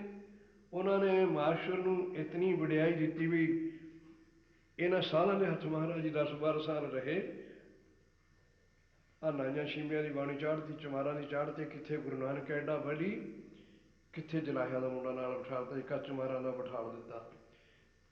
ਥਿਊਰੀ ਉਹਨਾਂ ਦੀ ਤੇ ਵੀ ਗੁਰੂ ਗ੍ਰੰਥ ਸਾਹਿਬ ਦੀ ਥਿਊਰੀ ਖੋ ਦੀਏ। ਉਹ ਬਾਬੂ ਤੇਜਾ ਸਾਨੂੰ ਮੂਹਰੇ ਕਰ ਲਿਆ। ਉਹਨੇ ਆਪਣਾ ਇੱਕ ਜਥਾ ਬਣਾ ਲਿਆ। ਉਹਨੇ 2 ਨੰਬਰ ਧਰ ਲਏ, ਇੱਕ ਕੱਟੜ ਖਾਲਸਾ, ਇੱਕ ਢਿੱਲੜ ਖਾਲਸਾ। 2 ਹੀ ਲੰਗਰ ਬਣਾਤੇ ਵੀ ਆਹ ਢਿੱਲੜ ਖਾਲਸਿਆਂ ਦਾ ਲੰਗਰ ਹੈ, ਆਹ ਕੱਟੜ ਸਿੱਖਾਂ ਦਾ ਹੈ, ਵਿਵੇਕੀਆਂ ਦਾ। ਉਹ ਖਾਲਸਾ ਚਿਰ ਚੱਲਦਾ ਰਿਹਾ ਉਹਨਾਂ ਦਾ। ਇਹ ਝਗੜਾ ਹੁਣ ਵੀ ਹੋਇਆ, ਪਰ ਹੁਣ ਉਸ ਮੰਗਲਾਚਾਰ ਦੇ ਉੱਤੇ ਅਸੀਂ ਭਾਵੇਂ ਸਾਧੂ ਸੰਪਰਦਾਇ ਤਾਂ ਸਾਨੂੰ ਕਰ ਲੈਂਦੇ ਨੇ, ਪਰ ਸਾਨੂੰ ਕੋਈ ਬਲੀ ਲੋਕਾਂ ਨੇ ਦੱਸਿਆ ਵੀ ਇਹਨਾਂ ਝਗੜਿਆਂ 'ਚ ਆਉਣਾ ਹੀ ਨਹੀਂ। ਜੇ ਬੰਦਗੀ ਕਰਨੀ ਹੈ ਇਹ ਨਹੀਂ ਮੁੱਕਦੇ ਨੇ ਬੰਦਿਆਂ ਦੇ, ਖੋਟੇ ਕਰਮਾਂ ਦਾ ਫਲ ਹੈ ਝਗੜਾ। ਚਾਹੇ ਗ੍ਰਿਸ਼ਟਾਸ਼ਰਮ 'ਚ ਹੋਵੇ, ਚਾਹੇ ਸ਼੍ਰੇਣੀ 'ਚ ਹੋਵੇ, ਚਾਹੇ ਮਤਭੇਦ ਨਾਲ ਹੋਵੇ, ਸਾਰੇ ਝਗੜੇ ਮੂਰਖਾਂ ਦੇ ਹੀ ਨੇ। ਵਿਦਵਾਨ ਨੂੰ ਜਿਹਨੂੰ ਸਮਝ ਪੈ ਜਾ ਸਾਰਿਆਂ 'ਚ ਰੱਬ ਗਿਆ, ਉਹਦਾ ਝਗੜਾ ਮੁੱਕ ਜਾਂਦਾ ਹੈ। ਕਿਸੇ ਉਹ ਮੱਤ 'ਚ ਹੋਵੇ, ਕਿਸੇ 'ਚ ਹੋਵੇ, ਉਹ ਸ਼ਰ੍ਹਾ ਦੇ ਝਗੜਾ 'ਚੋਂ ਨਿਕਲ ਜਾਂਦਾ ਹੈ। ਸ਼ਰ੍ਹਾ ਪ੍ਰਭਸਾਈ ਰੱਖਦੀ ਹੈ। ਕਿਸੇ ਹੱਦ ਤੇ ਸ਼ਰ੍ਹਾ ਵਿਹਾਰ ਨਜਿੱਠਣ ਵਾਲਾ ਅਸੂਲ ਹੈ। ਜਦ ਇਹ ਮਜ਼ਹਬੀ ਤਸਵਤਾ ਜਾਂਦੇ ਨੇ ਉੱਥੇ ਆਪਸ ਵਿੱਚ ਹੀ ਲੜ ਕੇ ਮਰ ਜਾਂਦੇ ਨੇ। ਮਹਾਂਪੁਰਖਾਂ ਨੇ ਫਿਰ ਇਹੋ ਬਾਣੀ ਤੇ ਮੰਨ ਲਿਆ, ਇਹ ਫੈਸਲਾ ਕੀਤਾ। ਜਵਾਲਾ ਸਿੰਘ ਨੇ 2-4 ਸੀਰੀ ਨਾਲ ਲੜ ਕੇ ਮਾਸਟਰ ਜੀ ਨੂੰ ਵੀ ਬੇਨਤੀ ਕਰੀ ਵੀ ਇਹਦਾ ਆਪਾਂ ਘਰ ਬੈਠ ਕੇ ਨਿਬੇੜ ਲਓ, ਜੇ ਆਪਾਂ ਹੀ ਆਪਸ ਵਿੱਚ ਲੜ ਕੇ ਮਰ ਗਏ 2 ਤਾਂ ਆਪਾਂ 100 ਚੋਂ ਅੱਗੇ ਹੀ ਹਾਂ। ਹੋ ਗਿਆ ਫੈਸਲਾ ਉਹ 63 ਵਿੱਚ ਵੀ ਕੋਈ ਆਪਣੀ ਸਰਦਾ ਨਾਲ ਪੜ੍ਹੇ ਨਾ ਪੜ੍ਹੇ, ਪਰ ਕੱਢ ਨਹੀਂ ਤੁਸੀਂ ਸਕਦੇ। ਪੜ੍ਹਨਾ ਤਾਂ ਕਿੰਨੇ ਗੁਰੂ ਗ੍ਰੰਥ ਸਾਹਿਬ ਦਾ ਹੀ ਨਹੀਂ ਦਰਸ਼ਨ ਕਰਦੇ, ਸਾਰੀਆਂ ਨੂੰ ਠੇਕਾ ਥੋੜ੍ਹੋ ਲਿਆ, ਇਹ ਤਾਂ ਆਪਣਾ ਸਰਦਾ ਹੈ। ਪਰ ਜਿਹੜਾ ਮੰਗਲਾਚਾਰ ਲਿਖਿਆ ਗਿਆ ਵੀ ਇਹਨੂੰ ਕੱਢ ਨਹੀਂ ਕੋਈ ਸਕਦਾ, ਇਹ ਸਿੱਖ ਸੰਪਰਦਾ ਦਾ ਫੈਸਲਾ ਸੀ। ਫਿਰ ਮੰਨ ਲਿਆ ਉਹਨਾਂ ਨੇ ਵੀ ਜਿਹੜੇ ਮੰਗਲਾਚਾਰ ਕਰਤਾਰਪੁਰ ਵਾਲੀ ਬੀੜ 'ਤੇ ਲਿਖੇ ਨੇ ਸਾਨੂੰ ਮਨਜ਼ੂਰ ਨੇ, ਅਕਾਲੀਆਂ ਨੇ, ਅਕਾਲੀ ਦਲ ਨੇ। ਉੱਥੇ 5 ਸਿੰਘ ਮੰਨੇ ਗਏ, 3 ਸ਼੍ਰੋਮਣੀ ਕਮੇਟੀ 'ਚੋਂ ਲੈ ਲਏ, 2 ਸਾਧੂਆਂ 'ਚੋਂ ਲੈ ਲਏ। ਸਾਧੂਆਂ 'ਚੋਂ ਇਹਨਾਂ ਨੇ ਛੱਡ ਕੇ ਦਿੱਤਾ ਗੁਰਬਚਨ ਸਿੰਘ, ਕਿਉਂਕਿ ਇਹ ਵਿਦਿਆ 'ਚ ਇਹ ਤਕੜਾ ਸੀ।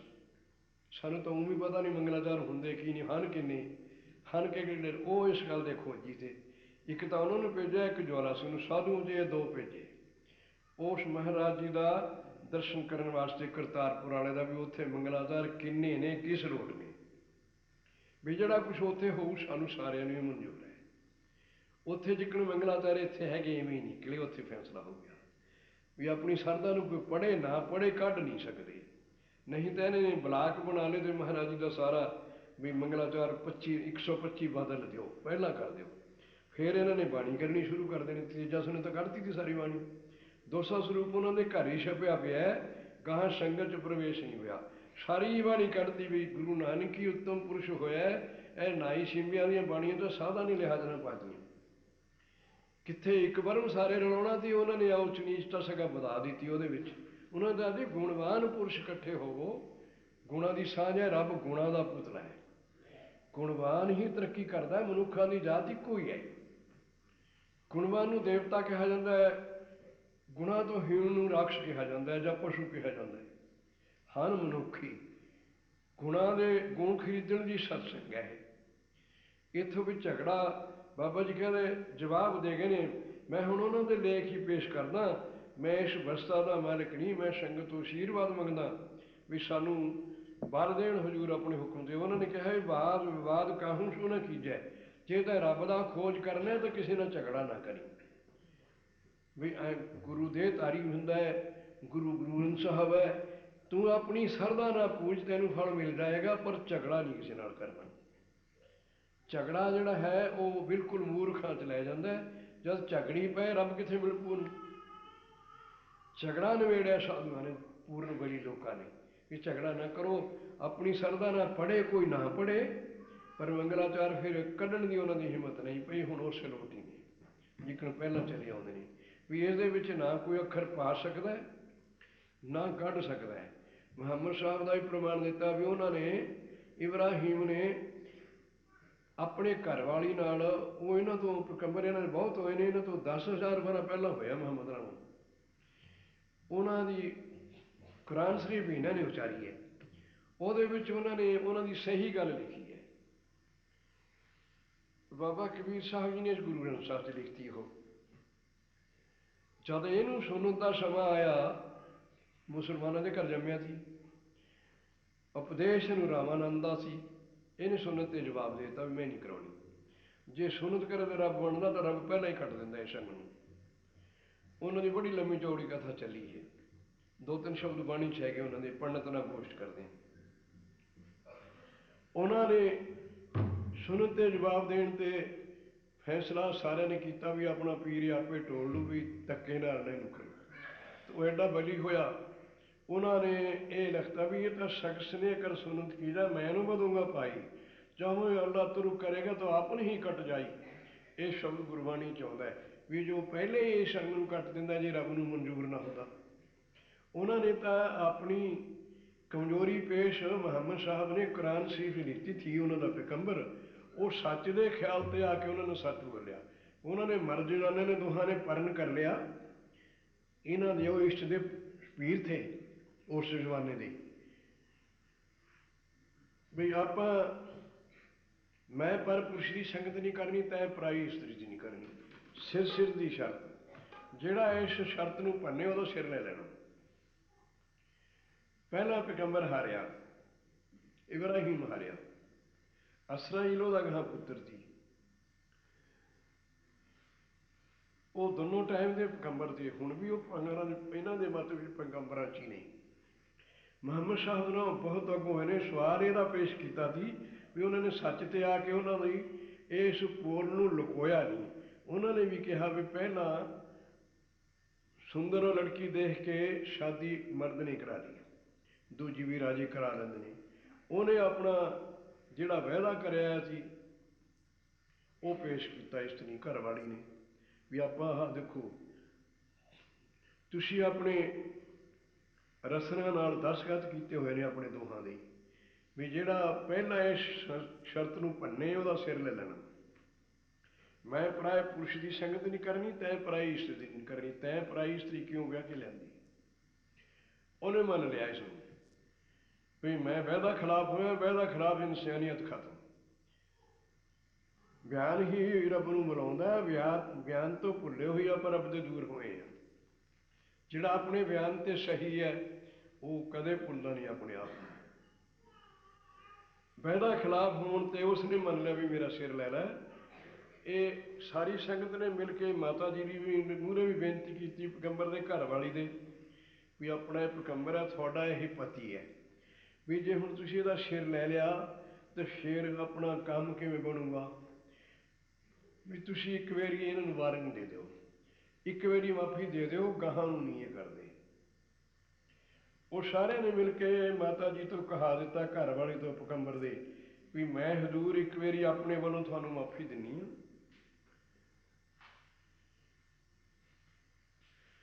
भी गाहां नूं ना करियो।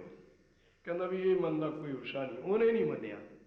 इस रुट मुहम्मद साहब ने कुरान शरीफ च हुण बनी है, उदों हज़ारां वरों मगरों इन्हां दोनों च लिखता भी शख्स यही कबीर साहब जी बाणी च लिख दिता भी मैं नहीं मनदा तुहाडी सुनत नूं।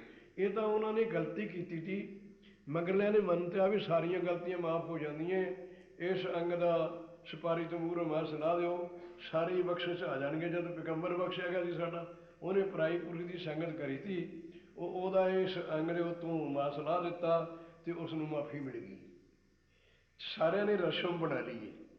वो इन्होंने दसा शख्स ने कर उन्हें तो अपनी इस विषय के कायल होके अपने बयान नूं भन्निया सी, अपनी जाति नाल भन्निया, अपने बयान तो हारिया।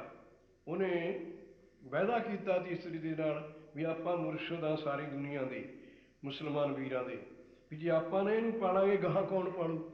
आपां पालना भी आपां पर पुरुष की संगत मैं नहीं करनी, तैं पराई लड़की की नहीं करनी। औलाद वाला अंग अपना ही दोहां का बरतन है। मर्द ने भन्नना करके उतों रस्म इन्हां दी सुनत दी चल पई। वो मुहम्मद साहब ने कुरान शरीफ से लिख दी भी उन्होंने गलती थी, पैगंबर की गलती थी, उन्हें मन ली।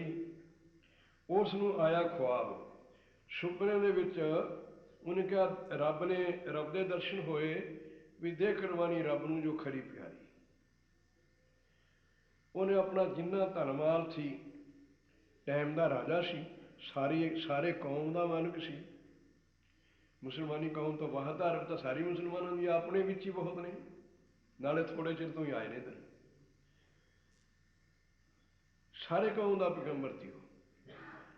तैं हद भन्नी उन्होंने इस दे उत्ते चिरे करदे उन्होंने माफ़ी दे दी बई गाहां नूं नहीं करनी। गाहां नूं उन्होंने नहीं करी, मगर ये मुहम्मद साहब ने इस तरह लिख दिता भी उन्होंने गलती थी, उन्होंने हद भन्नी तां ये अंग कट्टिया भी बाकी दियां दा तुसीं उपरों शरह जो उन्होंने अजे हटाई नहीं कि एक कौम है जिहड़ा नहीं करता। वो कुरान शरीफ के सही नुकते तो इस तो चलता है भी मुहम्मद साहब लिख गए भी उन्होंने तो गलती करके कट्टिया थी, उन्होंने गलती। उन्हें फिर कहा भी चंगा ये अंग कट्टे तो तैनूं भी की मिलेगा। संगिया ने भी कहा चंगा भी जे मैनूं तुसीं सिर नहीं लैना तो इस अंग नूं कट दिओ। वो अंग दे भी जगह ते उन्होंने यह एक रस्म बना दी सारे ही हुण मुसलमानां च, जिहड़ा उस नुकते नूं मनदे ने। एक कौम ही हैगा उन्हां दा जिहड़ा वो ना सुनत करदे है ना रोम लहाउंदे है। इन्हें कहा भी जिहड़ा जिहड़ा मेरा पराई पुरुष नूं अंग लग्या वो सारा छिल दिओ। इस अंग नूं भी कट दिओ, छाती लगी है इनू भी सारी नूं मास नूं ला दिओ, मूँह लग्या बुल कट दिओ।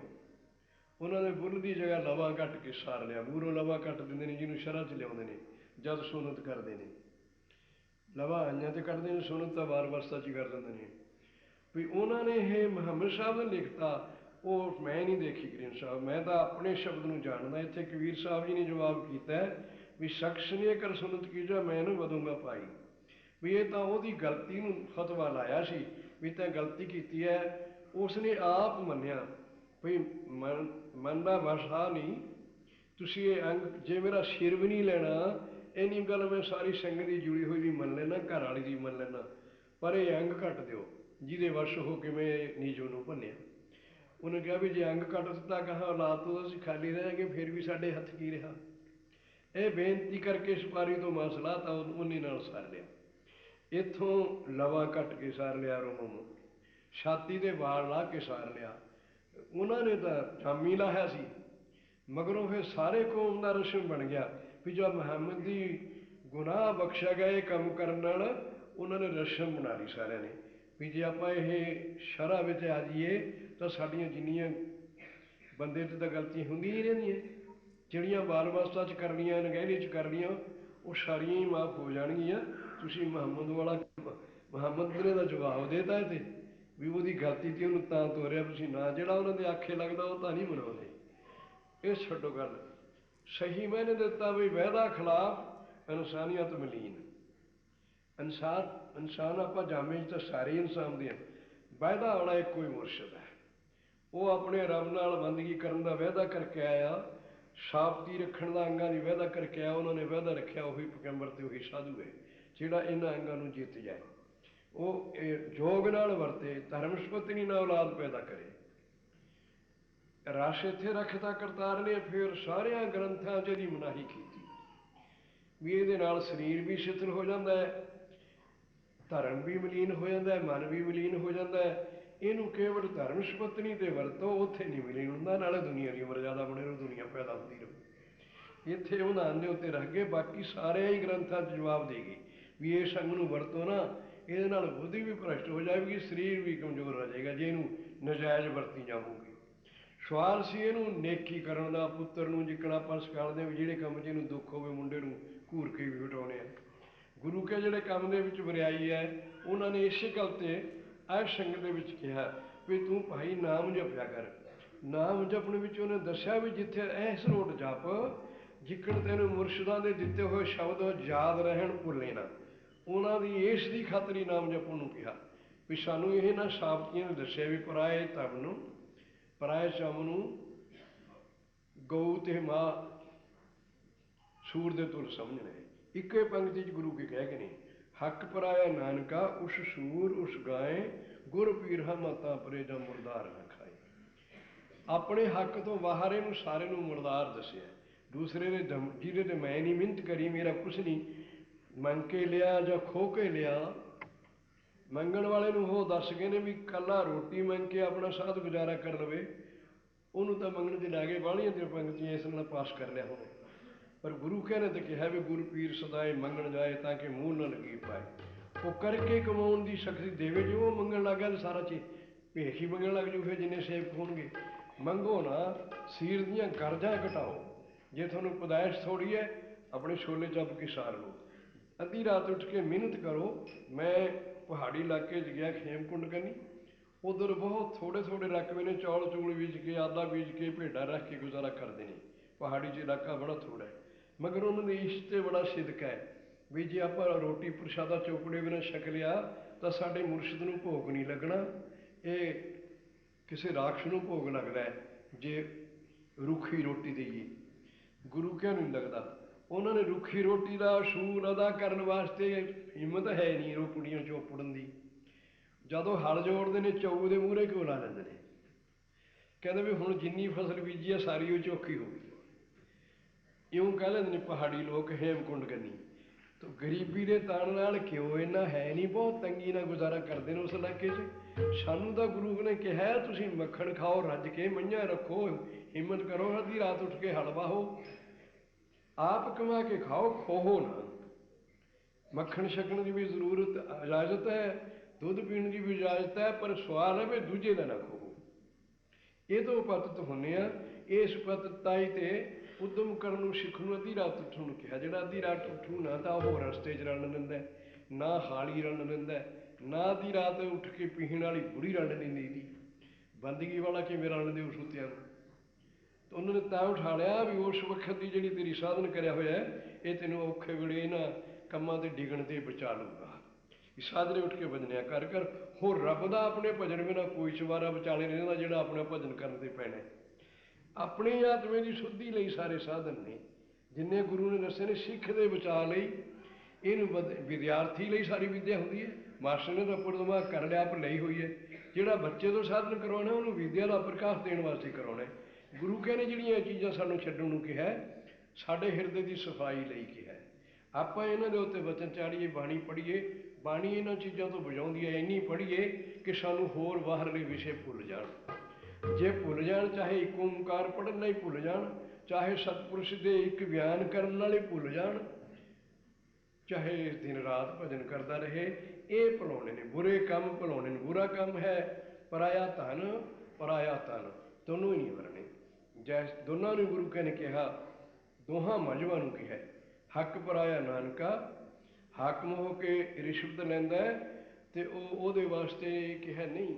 गरीब हो के भी दूए दे गन्ने पड़दा, अपना 4 बीघे थों खड़ा है, वो भी अपनी सारी कमाई अद्धी रात दे अड्डियां पड़वाइयां कंडियां दे उत्ते नहीं खेचना, सप्पां दे सिरियां देड़ियां सारियां घुमा लैंदा। किन्ना तपी है किसान, पर गन्ने दूए दे पटने ने, छले दूए दे पने ने, इन्हें अपने तप खारज कर लेंदे। नहीं, ये बड़ा तपी है किसान। इन्हां दे बलजण वास्ते गुरु कहने आ सत्संग ते बाणी दसी है। साडे ही अंतस्करण शुद्धि लई सफर नहीं किसी दे सिर ते धरिया भी उन्होंने साथ कोई मालिया लैना है। ये मालिया तो साड़ी थोड़ी जमात इकट्ठी हुई है जी, जुड़ जाए तो आप गुरुद्वारा बना लीए जी, असीं मक्खण खाईए जी। ये इत्थे सवाल नहीं है। इत्थे महापुरुषों का वचन बहुत उच्चा है, पर उन्होंने कृपा नाल पाल होंदा है। आपे आउंदा है, मक्खण भी आउंदा है, मगर खोहण की इजाजत नहीं, इत्थे मंगण की इजाजत नहीं है। भी तुसीं काम करोगे तो रब सारिਆਂ 'ਚ वसदा है, थोड़ा भाग आ जाना है। 8 घंटे हर एक काम करने की इजाजत है। किते भी जाओ 8 घंटे ड्यूटी लैंदी है गौरमेंट भी अपने काम च, पर किसान नहीं 8 नाल सार सकता, होर तो बाकी दे 8 नाल सार लैंदे ने। 8 घंटे का जिहड़ा सिख इत्थे प्रशादा छकदा लंगर च विहंग में, चाहे वो अपने रोटी कपड़े का असूल अदा कर दिता, वह लेखा गुरु के नहीं पुछते। जे तेनों रब दे मिलण का शौक है फिर गाहां वध। 8 घंटे तो सारी दुनिया रोटी की खातर हिम्मत करती है। ਇਹਦਾ हिसाब ते तो गुरु ना मंगेगा। जो कुछ गुरु के लंगर च पकदा वो छक लेना, जो कुछ कपड़ा आया संगत तो पहन लेना, ਇਹਦਾ बोझ विहंगम ते कोई नहीं। ਜਿਹੜਾ 8 घंटे अपने तो गुरु की कृपा है, 8 की जगह ये तो शायद 12 ही कर देंगे। हुण 12 घंटे भी नहीं सौंदे, घट सौंदे ने। इन्हां दी ड्यूटी इस रुट दी हुई है। 8 तो अवश्य में निकल जाते हैं। ਜਿਹੜਾ शौक नाल उठण है, 8 ਨੂੰ तो ਪਹਿਰੇਦਾਰ खड़ा, उन्होंने जरूर उठा देना उन्होंने टाइम से, चाहे कोई रात को पहरा दिंदा है, चाहे बाणी पढ़दा, चाहे पढ़ाउंदा है। ਜਿਹੜੇ ਜਿਹੜੇ इत्थे काम बने हुए ने उन्हों दे विच कढो, तो फिर रब नहीं इन्हां गल्लां दा भुखा। सारे साधन विद्यार्थी दे पढ़ाउण वास्ते ने। असीं इन्हां दे विद्यार्थी, साडे भली लई बाणी है। ये भी होरा कढ दो दिलों भी रब मूहरे नहिरा मैं तेनों याद करना। ਉਹਦੀ ਯਾਦ ਨਾਲ तेरे विचों भुल निकल जानी है। भुलण तो कहा तू ਉਹੀ है जिन्हों टोड़ना है। रब रमी हुई ताकत का ना तेरे च भी ਉਹੀ बोलता है। दूजा नहीं कि सोझी हो जाएगी। धर्म की किरत करके खानी, बड़िया का वचन नहीं बोलना, माँ बाप की आग्ञा मननी, ये चीज़ां गुरबाणी सिखाती है। इसका वध तो वध पाठ करा करो, फिर अपनी हाज़री ला के गुरु के सानू सारिਆਂ ਨੂੰ ये प्रसन्नता देंगे। लोक सुखी है, परलोक से हिले नानक।